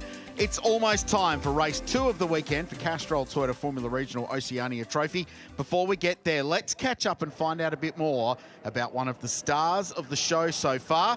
Here's a bit more about Freddie Slater. My name is Freddie Slater and I'm from the UK. I started motorsport mainly because of my dad and also because I loved motorsport as well, anything with an engine. My dad used to race himself and also my godfather races as well, one of his best mates. And it all started from there at a young age of 5 and I've never looked back since. I love the risk of motorsport, I'd say. I think it's not the risk of danger, I think it's more the risk of putting together a good lap. You know, there's such a fine line between 100% and 101, and 101 is where it all goes wrong. And that feeling of really hooking it up on that qualifying lap and putting it on pole is one of the greatest feelings ever. So yeah, it's the thing we all chase, and it's always good fun chasing it. I think the most recent, the Formula Regional Championship, managed to win that in 2025, and I think it was a very tricky year. We had a lot of setbacks, that's for sure, and we bounced back in incredible style. So I think that's probably one of my proudest moments. There's been a lot of good moments as well, though, but that's the most recent one and probably the hardest one. I'm racing in New Zealand for a new experience. I've heard a lot of good things about this championship. A lot of good drivers have come through here to go on to do great things. So it's kind of another experience in my chapter of racing, I guess. And yeah, I just can't wait to get started. I like to do golf and paddle away from motorsport as much as possible. Just trying to relax and kind of enjoy another sport, I guess, that you can switch off from, and then also spend some time with my family and stuff, because obviously with our career it's a very busy schedule, so yeah, it's nice to spend time with them. The music I listen to is probably tries to be chilled, maybe a bit of house music, but I try and calm myself down instead of hyping myself up, because I think if I hype myself up I'll end up doing something stupid. So I try and calm myself down more. Like, my motorsport idols is tough to say. I kind of try and be my own person as much as possible, but also I look into certain aspects of drivers. Obviously, they've all got many good things in common. See, Max is doing an incredible job with his raw pace, but there's also a lot of things to learn from other drivers as well. So just generally learn from all of them. My motorsport goal is to be multiple Formula 1 world champion. Hopefully the timeline's right, you get the right car, and hopefully I do my job correctly as well. So yeah, we'll give it a good go. And we have loved the intensity of the young Brit who came into the championship as the reigning Formula Regional European champion. Super fast, super committed, and great fun to watch, which could also explain our guest in the commentary box. Delighted to say we're joined up here by a guy that not only won in this championship in 2021, but is the reigning Repco Bathurst 1000 winner. Matty Payne is alongside myself and Andrew Waite. So collectively, there's a Bathurst 1000 win between all three of us here. Welcome to you, Matt. Great to have you here at Taupo today. Nice of you to be here. What have you thought about it so far? Yeah, well, the racing's been really good. It's been great to be back in New Zealand and come and see this championship. It's yeah, it's always a good follow and good to watch over the summer. So yeah, weather's awesome. It's pretty cool to be here. You were part of this series in 2021 in a shortened championship thanks to COVID-19. So we had that famous New Zealand Grand Prix at Hampton Downs, and then you went on a little winning spree after that and grabbed a bunch of race wins and lifted the trophy. So how important was that to you in your phase of your career as you were marching your way up into supercars? Yeah, well, that was really the start, I guess you could say, of where we are now. It's I think actually that Grand Prix weekend of racing was actually my third race weekend in a car, which was pretty cool. So yeah, awesome event, you know, and awesome championship to be a part of at that time. These cars were new. They were the second year run, and they were pretty physical to drive, I would say. I had to do a lot of training for this series. So, but yeah, it's been awesome. You know, it's been a great springboard, I guess I could say, for my career, and to have those accolades next to your name, I think, is pretty special as well. There's some pretty cool trophies to be won. And when you did this championship, there was no, you were just completely dominant. You were so fast for this championship. What is the secret to being quick in these cars? I think it's about keeping it smooth. I think these cars really react quite well to just flowing the momentum over the course of a lap. The tyre we ran on was on the Hankook, so it's a little bit different handling to the Pirelli, I would imagine. But yeah, still, it's a real joy to drive. When they're handling really well, it's pretty cool. Like any race car, isn't it? When it's right in the window, it becomes easy. Well, it feels easy, doesn't it? So yeah, great to get a little insight on that one, Richard. Hey, tell me about Taupo, because you've had some miles here, of course, the last couple of years in the Repco Supercars Championship and some success as well. This is a tough place, and you could argue that Zach Schooler found out about that, didn't he, earlier today when he ran out of tyres and got gobbled up towards the end? It is certainly a technical track. There's so many parts around it where you've got to be quite patient and precise, but also you have to look after the tyres a lot, because there are about 2 or 3 different surfaces here that you find, and especially over the back at turn 11 is really tough, especially in the supercar. It's really quite difficult to manage, especially over the longer races we have. So I think a few of the guys found out about that in this morning's race, and yeah, hopefully they've tuned that up a little bit for this afternoon. Hey, before we get some action from the grid, I've got to ask, how's life changed since mid-October last year? Oh, it's been pretty cool. You know, the amount of support we had after that weekend, and albeit, you know, with the race it actually was, you know, being how much action there was, it was pretty cool, you know, just to even be a part of the finish of that. So it hasn't changed anything for me personally, but it's been pretty cool to have that next to your name. And I know there's a lot of talk. I know SVG's said as well, he's won Bathurst with Garth Tander. He says how instrumental it is. Same for you, having someone like Garth Tander there as well. Yeah, absolutely. You know, it's been really good to work with Garth over the last 3 years. He's obviously got a huge amount of experience, you know, especially in the supercar paddock. So it's been really cool to get to know him over the years, and to finally cap that off with a Bathurst win just before he announced his retirement is pretty special. It was the ultimate mic drop, wasn't it, Greg Rust? You're down on a very busy grid before the start of race 2. It's a great atmosphere here, Richard Craill. And one thing that is really noticeable relative to our first race this morning is the fact that the wind has picked up down the start-finish straight here. So a bit of a tailwind this afternoon, with Kanato Lee third in the latest release point standings after race 1 this morning. How are you feeling about this one?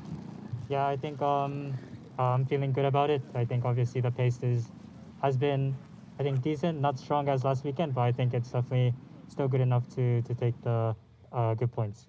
The inclusion of high-tech has been fantastic in this class of racing during the year. I got to watch you all as a team kind of doing a pre-race warm-up out the back, and you were using a rugby ball, weren't you? Just tell us what you're up to.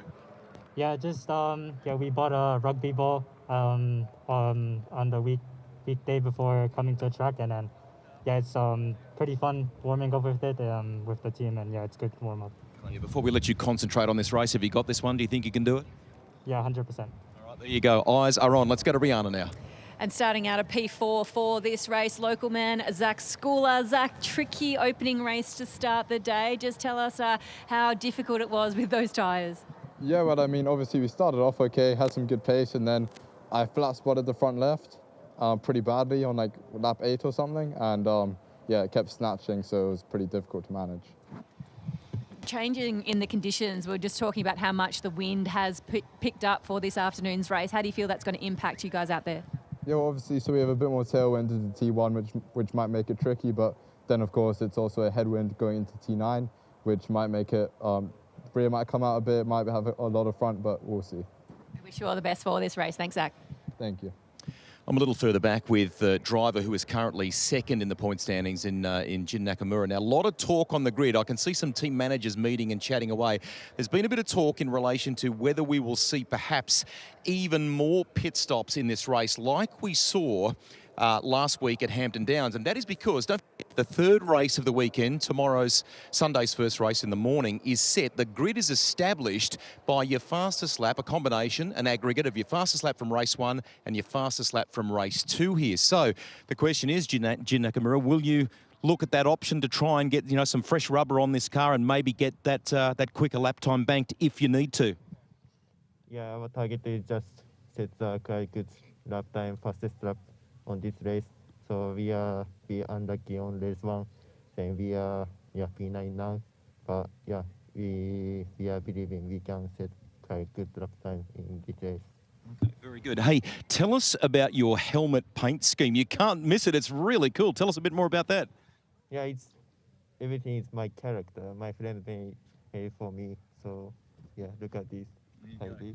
I love it. A bit of character showing on Jin's helmet there. We'll show you a little bit more of that as we go to Rihanna now. And our race 1 winner this weekend, Ryan Wood, sitting comfortably at the moment. It's a busy day, but have you had a moment to soak it up and realise you've won your first race here in Open Wheelers?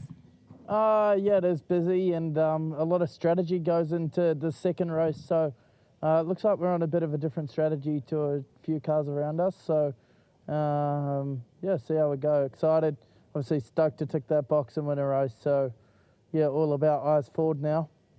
Do you think that Rusty and I will be pretty busy in pit lane chasing a few people who may be doing a pit stop or? Yeah, and also I was surprised to see so many cars starting all 4 greens. So yeah, we'll wait and see how good our pace is. We've only got 2, so yeah, I'm excited. We look forward to it. Thanks, Ryan. Good luck. Thank you.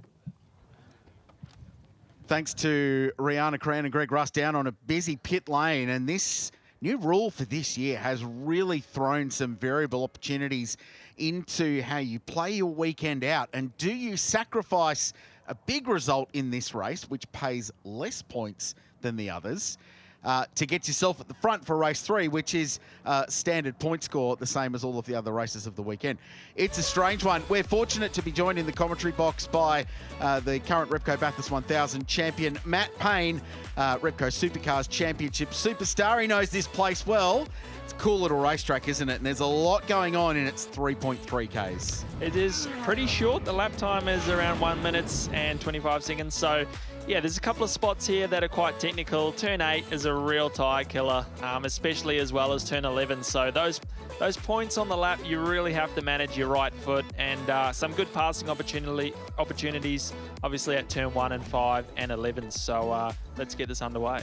4 brand new tyres, we're being told, for Ernesto Rivera, the youngest driver in the field, just over 17 years of age, the Mexican Red Bull Junior. So he's elected to go 4 brand new tyres.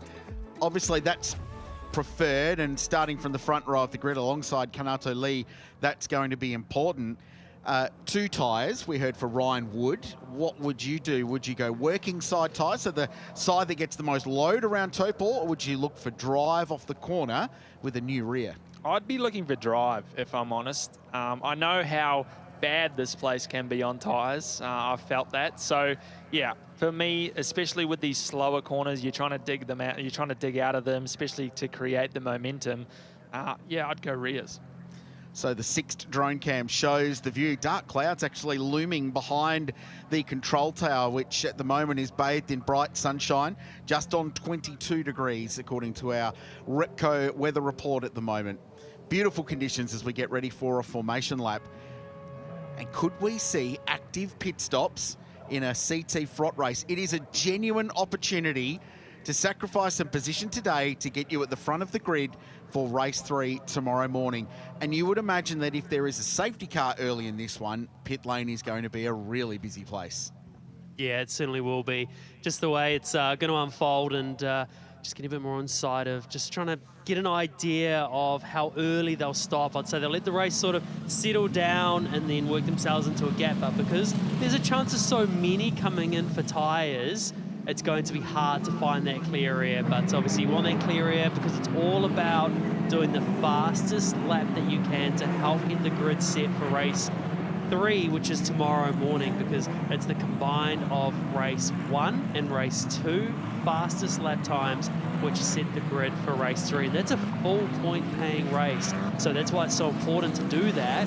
And this race is only half point paying because so that it allows you to sacrifice this one a bit more to make the most of it tomorrow. Thanks to Cream Insurance. They're on top of the world at the moment because the boss, Mark Mallard's got a victory recently in the Heritage Touring Car. So we thank them. This is the starting grid for race 2. Kanato Lee, third in the championship. Real opportunity for the young Japanese driver to score big points in this one with championship leader Ugo Gachukwu a little bit further down the field. Watch for James Wharton from the inside of the second row. He's due a big result. Louis Sharp and Freddie Slater once again line astern, 5th and 6th in this one. Jin Nakamura, gee, it's been a tough day. The driver that came into this weekend second in the championship. Yevon David out of 11th. Nolan Alla, the American, is out of 12. Seb Manson from 13th, passed some cars early on today. Down to Kalle Rovanperä out of 16th position. And Trevor Latourette will round out the 19-car field that will take the starter in this one. What an opportunity this is for Kanato Lee, though, 18 years of age. He's from Tokyo, but he spent a lot of his junior career in Europe, so he's right up on the European way of going racing, and he is one of the more experienced Formula Regional drivers around. So, Matt, this is a great opportunity, isn't it? Capitalise on a good starting position now, ideally get some clean air and potentially drive away. Exactly right. It's that's always the plan when you're a racing driver. It's a very important moment here as they come to the grid, and you're trying to get all the tyre temp you can, just mainly focusing on the rears once you come around the last few corners, and you're just thinking about your start procedure, lining it up in the grid box first is the most important thing, and then just getting ready. Briefly, just that start procedure, what's the most important thing about getting these cars off the line properly? Oh, I think it's got to be the way you manage the clutch off the clutch pop, and you know, as we can see here, it's almost quite hard to see where exactly you need to stop, but it's definitely the clutch pop, trying to get it right, and no wheel spin as well. Ernesto Rivera started from pole position in race 3 at Hampton Downs and converted that into his first podium of the season. He's one of 8 drivers to have already scored a trophy this season, so wide open is this year's CT Frott Championship. Kanato Lee is the silver car for High Tech, the famous team. Rivera on the outside. Good start for Rivera. Lee's was better though. High Tech car's going to get the run. Watch for Wharton. Schooler around the outside, pink front wing on the number 3 car. Freddie Slater's in there as well, but hung out to dry just a little bit. Gachukwu needs to be consistent and careful here, the championship leader, to make sure he scores championship points. Everyone gets single file on the run through turn 4. Great start, Kanato Lee. Kanato Lee, great start there. Slater, though, got a shock. He tried going around the outside and ended up losing out even more time, so he's gone back a few spots too. It's a biff and barge a little bit further in the back of the field. Jin Nakamura is on the mix and going up the inside of Ryan Woods. Side by side they go, so the race 1 winner shuffled back a little bit already. Good start, Jin Nakamura. He's gained plenty of ground in the opening couple of corners. This is turn 9 from the 6th drone cam. The run up past the Taupo Sporting Car Club and then to turn 11 to the hairpin. Wharton defending, Louis Sharp, correction, defending in. Started from 5th place. He's got Ugo Chukwu behind. Sharp trying around the outside, and he gets the move done on Ryan Wood, goes around the outside of him. More aggression early from Freddie Slater, side by side Ugo Chukwu. Car number 4 on the outside, almost banging wheels with James Wharton. He's ice cold, the championship leader. Wheel-to-wheel stuff, doesn't blink, and holds on. Feisty opening lap as we've come to expect in CT Frott this season, but at the end of lap 1, it's Kanato Lee, James Wharton in 2nd, Rivera back to 3rd from the front row of the grid. Louis Sharp is 4th, Ugo Chukwu in 5th, then Nakamura, Slater and Ryan Wood rounding out the top 8. And remember, the push to pass is now active, so they can use it from this lap. They have 6 presses of the button to be able to use that push to pass. Who's going to use it early? They've had the first race to figure it out, how effective it is down that big long straight. And the thing that we discovered in the last race is you can press it once down the straight, and then by the next lap you haven't used up your full 100 seconds, so you can't use it 2 laps in a row. So we saw some passing maneuvers happen around that too. Matt Payne's alongside us. The hectic nature of the opening laps, it never gets old, does it, in these cars? No, I tell you what, there was a lot of side-by-side action best part of over half of that first lap, so it's good to see the boys getting stuck in. Slater obviously looking pretty aggressive out there. He's been known to be pretty aggressive for most of the series so far, so he's looking to move forward. Obviously Sharp there defending as well, so yeah, good start for some of the boys.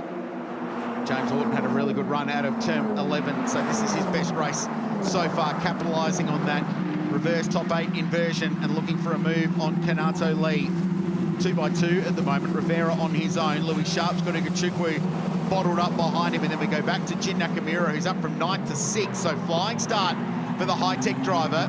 Freddie Slater once again looking to go around the outside and convert that to good drive off of turn 1, and then Ryan Wood is back in 8th place, our race 1 winner.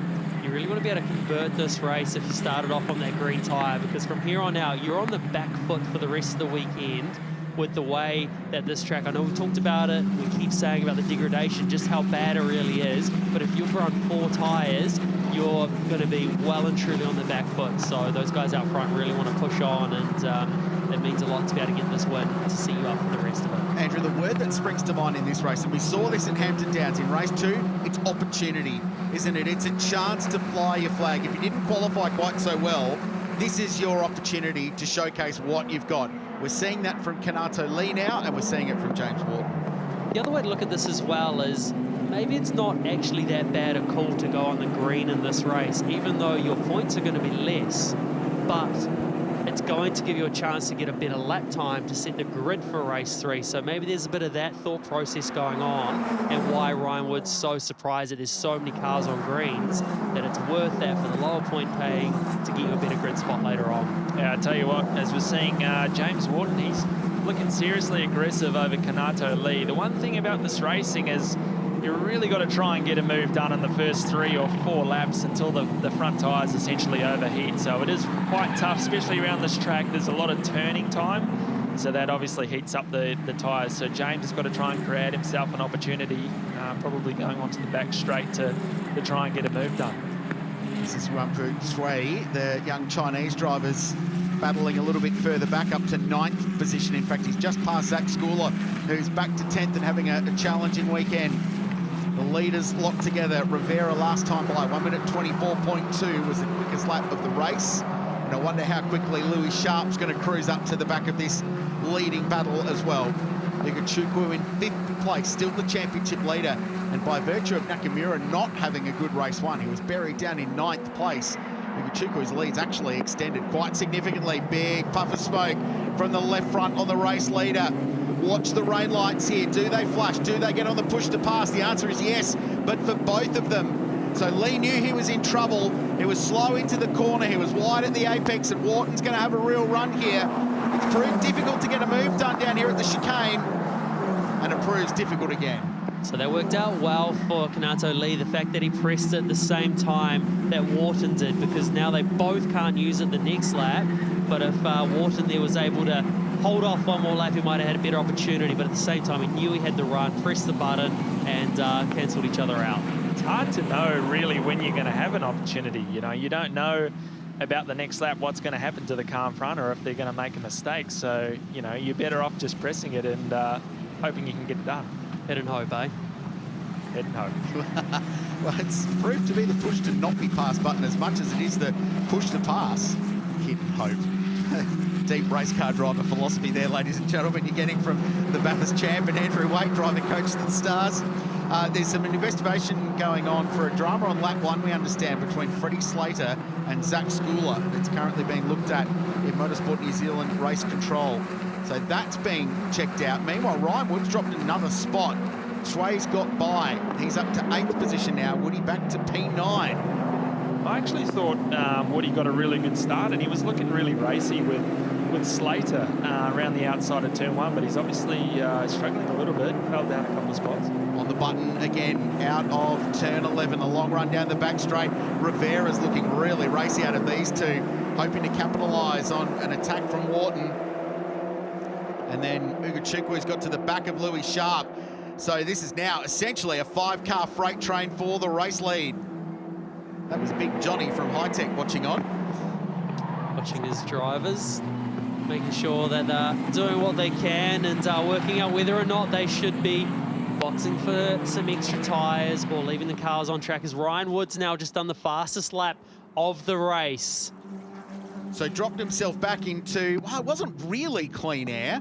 It might have just been slightly cleaner than what he was running in before, but that was the strategy at Hampton Downs, get yourself out of the battle pack into clean air, and that's where you can punch out the quick lap times. Well, like he said at the start of the race, well, before the race, he was surprised by how many people actually had good tyres on. So he has probably dropped back a little bit at the start, considering that he only had the 2 greens on versus the 4 greens for the majority of everyone else.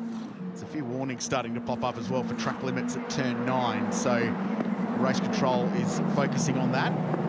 By quite a lot as well, Ryan Wood with that lap time. He's on a 23.8. Ugo Chukwu, he's the second fastest so far with a 23.9. So only 10 between them. But then you start dropping off that. There's a good 3, 4, 5 tenths between the others. So it's they're certainly very quick out there at the moment, Ugo Chukwu and Wood.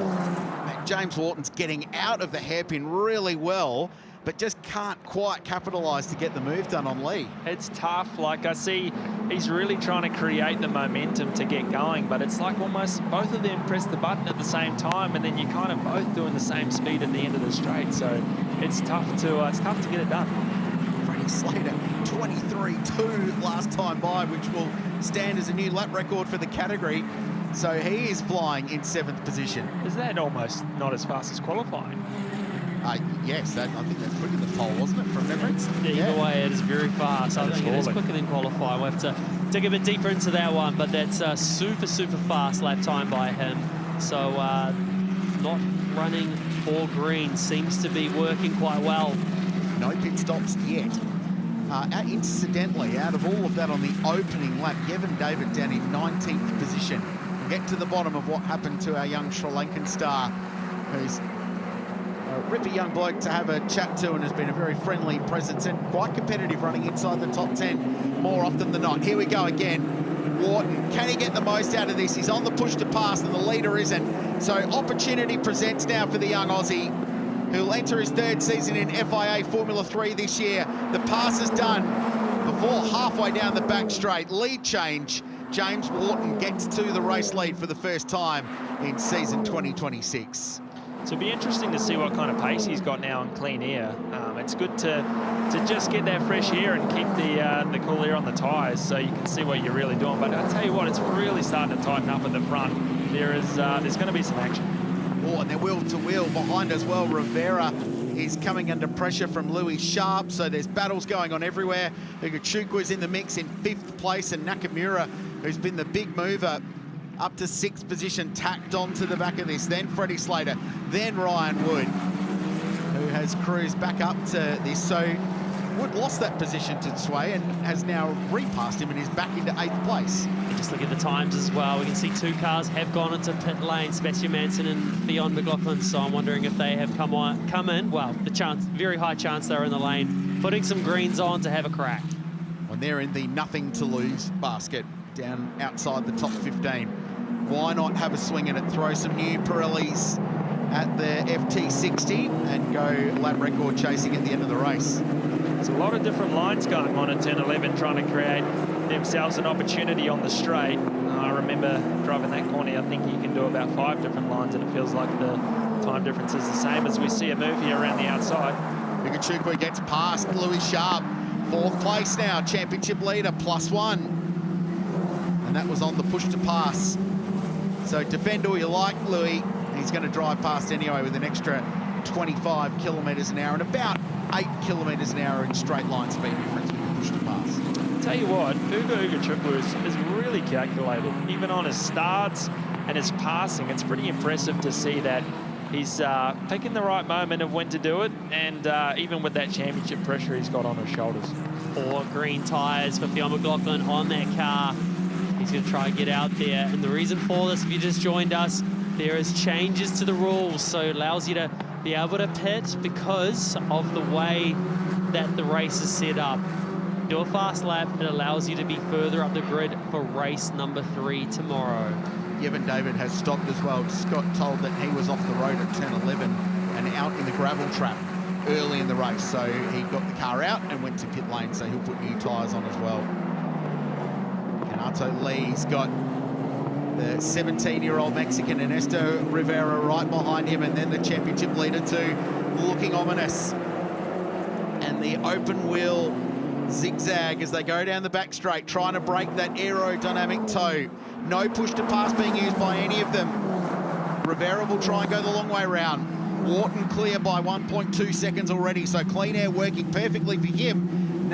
Kanato Lee is the cork in the bottle at the moment. Let's jump down to Greg Rust. Sebastian Manson was the first of the competitors to rejoin with those 4 new tyres that you alluded to before, but they spent a little bit of extra time. Quick look over his car. He was worried about potential damage to the rear diffuser. All okay, says the crew. Thank you, Rusty. This is a good battle.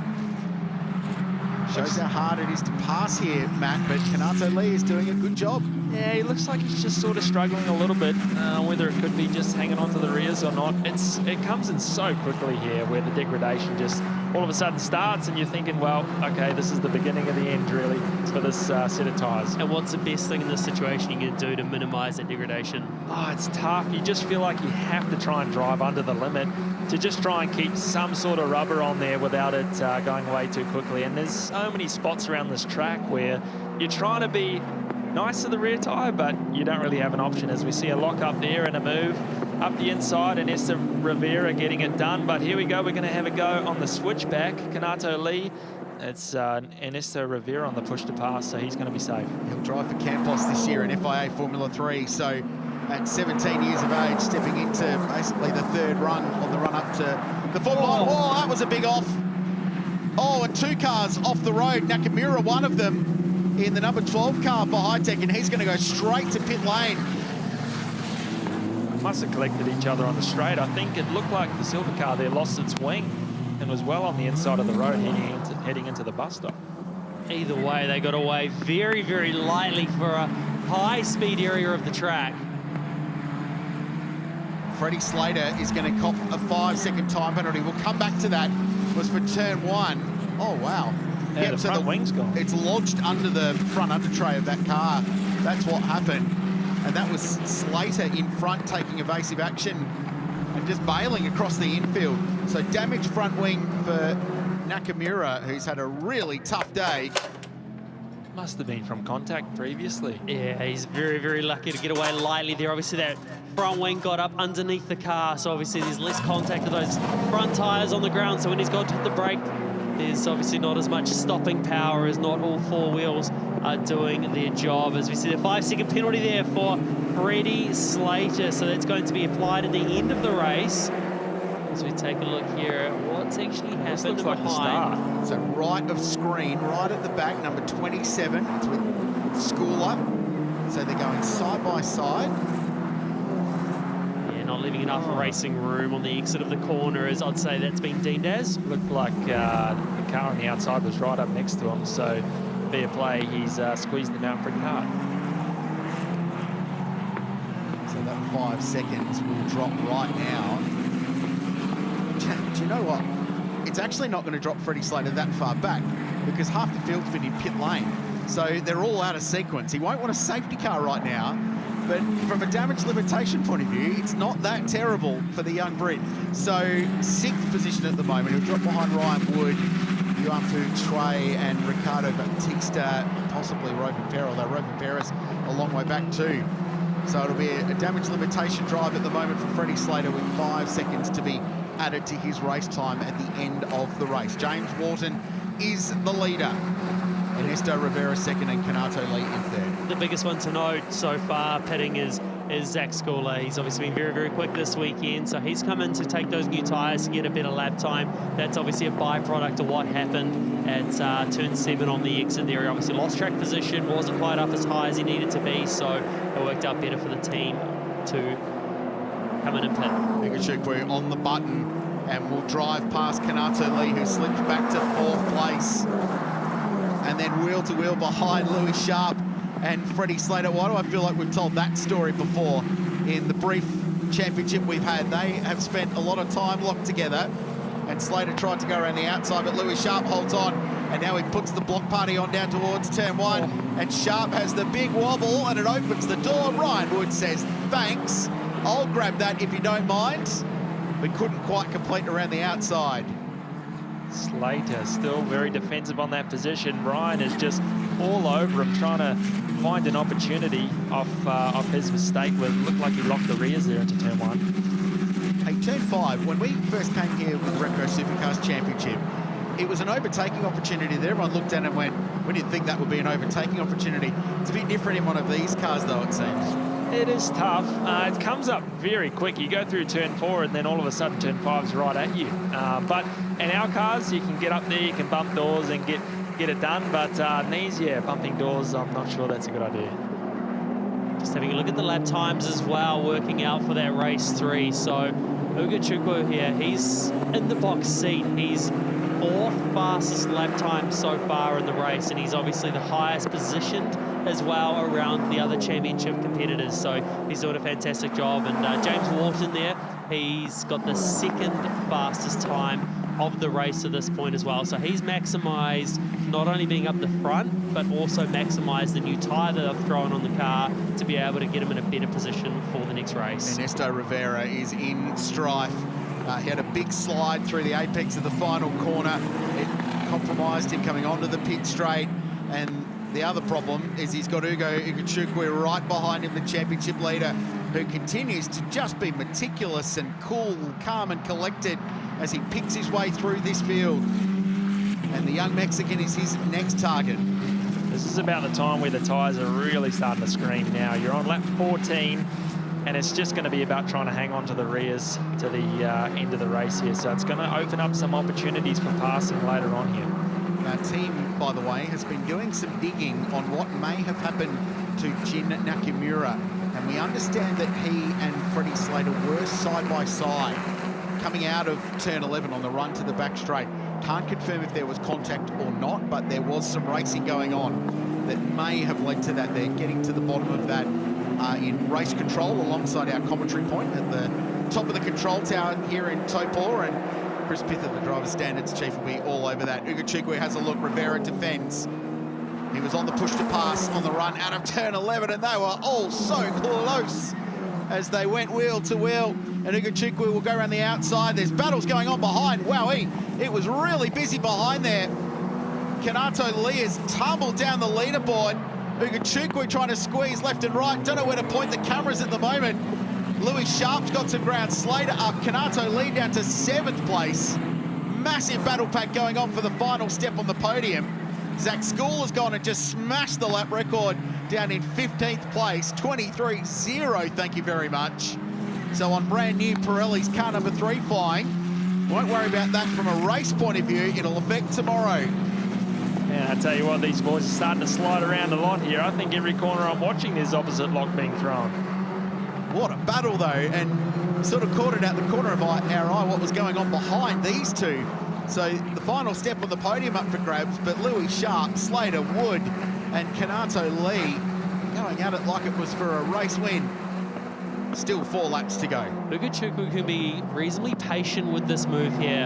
I know we're only early in the championship, but if it stays as it is at the moment, he's going to have a 43-point lead in the championship. So I know it's early, but at this point you can already start thinking about what's going on, because everyone else around you isn't quite in the same position as what Ugo Chukwu is at the moment. He's just got himself in a solid position after that qualifying this morning and then backing it up throughout the races.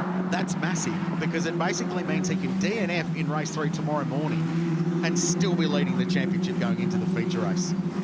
Especially this early in the championship to be in that position. So it's worth being that little bit more patient. It's Freddie Slater and Ryan Wood go at it again. They've been at it since lap number 1. Looks like Louis Sharp sort of struggling a little bit here. He's got clean air in front of him, can't seem to drive up to the car up front, and he's got 2 pretty aggressive racers behind him in Slater and Wood. I know they're not going to mess around. It's just a matter of opportunity here at Taupo Motorsport Park to give yourself a pass. Matt, I feel like selling them as pretty aggressive is underselling how aggressive those two, especially Freddie Slater, have been so far. They've been spectacular. Oh, it's been good to watch. Even that pass down there on the last lap looked pretty action-packed. I know Kanato Lee lost a bit of ground, but Slater definitely takes his chances when it comes to side-by-side action. And there are certainly 2 drivers for Louis Sharp that you wouldn't want in your mirror behind you battling with you, and that's exactly who he's got behind him. Freddie Slater and Ryan Wood under all sorts of pressure, but Louis Sharp, we know how good he is. Formula 3 British champion, Formula 4 British champion as well. He's certainly very, very experienced in these cars, and it won't be his first time in a situation like this. But that is a lot of pressure he's under now. And I thought Ryan was actually going to hit the back of Slater there through the last corner. He's putting that much pressure on him, but here we go, Slater. Oh, Woody really loose into turn one, just catching the grass on the outside there. A little bit of perspective, but yeah, Slater almost sort of changing his dynamics and having to look out of his mirrors now, as Ryan's probably done a really good job of saving those tyres throughout the race and is finally using it now. Let's get a replay of this. Woody Slater going defensive into turn one, and Ryan just almost a little bit wide, catches the rear tyre on the grass. A little bit of rear lock, nothing to worry about. Freddie Slater's got another warning for track limits as well, running in 5th place. He's going to need to be careful, and he's just dropped a spot. Ryan Wood cruises past. So position gain, Wood past 27, so he's up to 5th place. Defending his race 1 victory really well, Ryan Wood, with a lap and a half to go. So James Wharton, 3.1 seconds to the good now in the race lead. And Ernesto Rivera has pulled away from Ugo Igachukwu in 3rd position.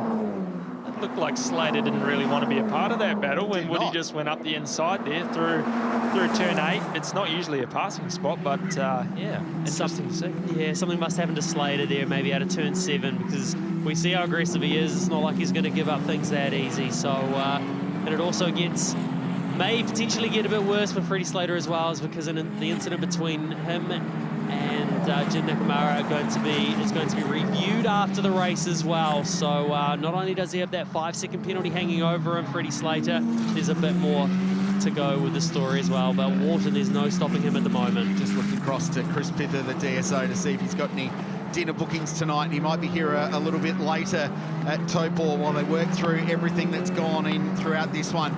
Well, this is a good story though, isn't it, to add his name potentially to the winners list in CT Front this season, but not also for James Wharton. What about the team, TJ Speed? They're racing with HMD Motorsport, the Indy Next team, on the road to Indy in the United States. They've got a great track record over in the US of A, and this will be their first win on New Zealand soil, one of the many new teams joining the championship this year. James Wharton has been building himself a good CV in Europe. He was a UAE F4 champion, runner-up in Formula Regional in Europe in 2024.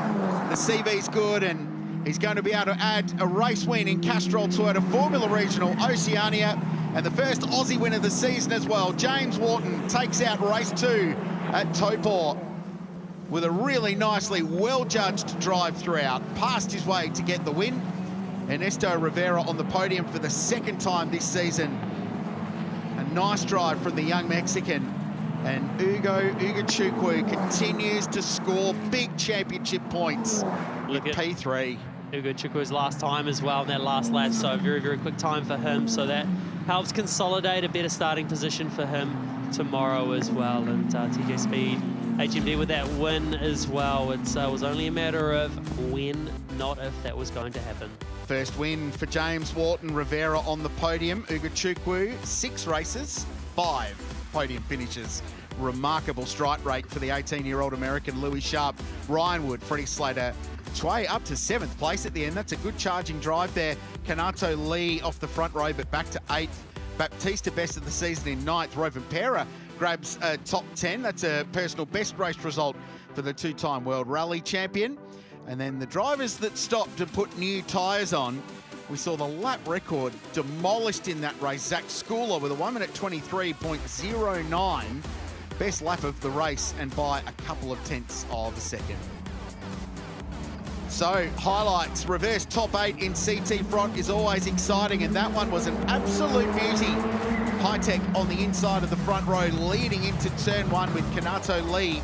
Wouldn't last long, though. Freddie Slater wheel-to-wheel with Zach Schooler on the opening lap. That was controversial. He copped 5 seconds for his effort there. That wasn't his only issues. Under investigation as well for what happened a bit later in the race. See even David go a little bit wide down at turn 11 as well, so it obviously dropped him to the back, which forced him to take tyres and go for a lap record, a fast lap later in the race. Big lock-up for Kanato Lee up at the hairpin. That was the pass for the lead. James Wharton getting by, and then, as we saw the schooler in race 1, once he flat-spotted a tyre, you're not going anywhere. This was huge and could have been a very, very big accident for Jin Nakamura. Front wing tucked under the front wheels. It wouldn't stop, it wouldn't turn, and he barreled across the escape road. Freddie Slater as well. He then made a mistake down at turn 1. Ryan Wood tried to get by. Ugachukwu was fighting for second place, almost touched. And it was there he decided he was going to back out of it, get into clear air, and go for a lap time. Ryan Wood started 8th, raced his way to 5th place. So it was a little error for Freddie Slater, dropped a wheel off on the outside at 7, and that opened the door for Ryan Wood to blaze on through. But for TJ Speed with HMD, it's a first win in CT Frot for James Wharton, and he has found his way to Allied Petroleum victory lane. Cracking race, lots of stories to tell after that, and the two little rivals who have been racing each other in Europe celebrate a really entertaining show. Gee, there's a lot of stories to unpick after that one, but right now let's hear from our winner. Here's Rihanna. Plenty of fans gathering here at Allied Petroleum victory lane for this man, James Wharton. Congratulations, first win of the season, first win for the team as well. I mean, how important is this one? Yeah, no, this feels good. It's been a hard couple of weeks, as I've said every time you've talked to me so far. So, yeah, finally get the win where we should be, I think. We have a good car, good driver, but yeah, when it's a new team, it's hard to, let's say, compete with the people that have been here for years. So we're doing a good job. We have our first win now, but we focus on tomorrow for the last race and hopefully have a good quality tomorrow morning. It's a real different mindset for this second race of the weekend with that tyre strategy that can come into play, but you didn't need that at all. You were fast out the front. Yeah, to be honest, I was doing push, pull, push the whole last 10 laps to try and get a decent time, but it's so hot out there that the tyres are overheating even on the cool laps. So, yeah, I wasn't pushing too hard to try and save a tyre for tomorrow. Congratulations, James. Enjoy the celebrations with the team. And taking out second place for the second race of the day, Ernesto Rivera, M2 competition. Welcome back to the podium. Ernesto, hard-fought work out there. Yeah, start was quite good. I tried to go around the outside and I got past. After that, it was just a fight. I overheated the tires a lot. I was fighting the car so much. But yeah, at the end, I could hold second. How challenging is it for you guys to get a real understanding of this tyre and how it can work at this track? Yeah, as soon as you overheat it a little bit, it's super hard to cool it down. So yeah, I was pushing all the time, so it was all the time overheating, so it was quite tough. Congratulations, Ernesto, back on the podium for the second weekend running and taking out third place for our second race of the day, representing M2 competition and our current championship leader, Ugo Ugachukwu. Another very calm, measured race from you in important points for this one. Yeah, definitely really good points. To be honest, wasn't expecting to be on the podium here after starting P7, but had a really good start. Made a few positions there, and then yeah, slowly picked them off one by one.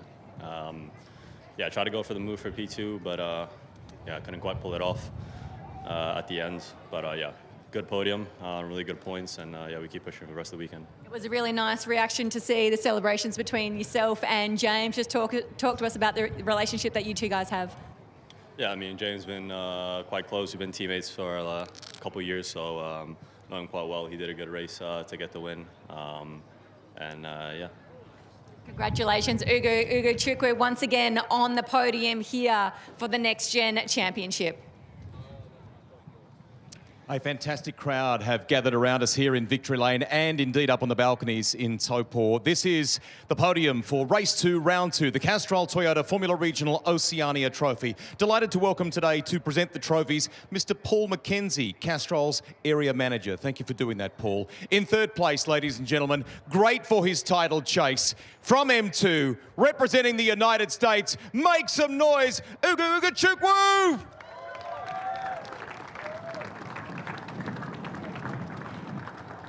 A fantastic drive, two M2 drivers on the podium. From Mexico, second place in this one, Ernesto Rivera! It is the first win for an Australian driver in the 2026 series and a special moment for TJ Speed and HMD Motorsports. Give it up, your race winner, James Wharton!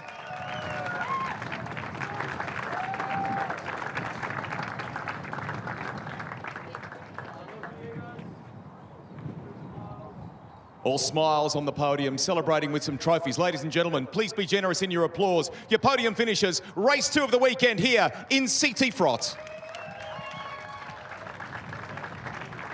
Really entertaining stuff here at Taupo. 2 more races to come tomorrow. Who knows how they're going to play out, but it's something to look forward to. We're going to check the championship points in just a second. While we do that, I've got Matt Payne and Andrew Waite alongside me. Very quickly, gents. Matt, final thoughts? How do you think that one played out? Tell you what, that was a really entertaining race. It was passing everywhere. It's quite a cool strategy with that reverse grid. I think it makes things pretty exciting. So, yeah, can't wait to come back tomorrow for 2 races in another qual. Yeah, and certainly following on as well, Ugo Chukwu there, he's just extending that championship lead, starting to look, dare I say, at the Saloon Championship pretty dominant, isn't he, as things start really picking up. But great to see James Wharton and TJ Speed, HMD, get that win. 4th different winner from 6 races so far, but our championship leader has been on the podium in 5 out of 6. He is dominant so far. 160 points, plays 112 with Kanato Lee. Jin Nakamura clinging on to 3rd place despite a really tough day at the office. Slater and Louis Sharp next with Ernesto Rivera. Wood, Wharton, Schooler and Sway rounding out the top 10. What a day. My thanks to Matt Payne and Andrew Waite. Let's wrap it all up with Ree and Rusty. Gee, that was good, wasn't it? Lots of cool stories came out of that. Can we, I mean, we're only not even at the halfway mark of this series yet. Ugo Chukwu, no matter what the scenario, keeps bolting good points in the bank. He is certainly stamping his authority on this series nice and early, but that race 2 of this category, it's a strategy, isn't it? It's the guys that are going to go for the win and the guys that are going to go for the fastest lap to put themselves in the best position for race 3. We have got an awesome day coming your way here at Taupo International Motorsport Park tomorrow, including a little walk down memory lane with either Tin Tops or Formula Atlantics, don't we? Yeah, we've got something for everybody here this weekend. So regardless of what your fancy is for motorsport categories and just cars to go and look at in the show and shine section, there is absolutely something for everybody. 2 more races to come in CT Frot as well, and an all-important qualifying session for the feature race and a whole lot more. Massive day coming your way Sunday here at Taupo International Motorsport Park. Wherever you're watching right around the world, we hope you'll join us. On behalf of Rihanna and all of our team, it's bye for now.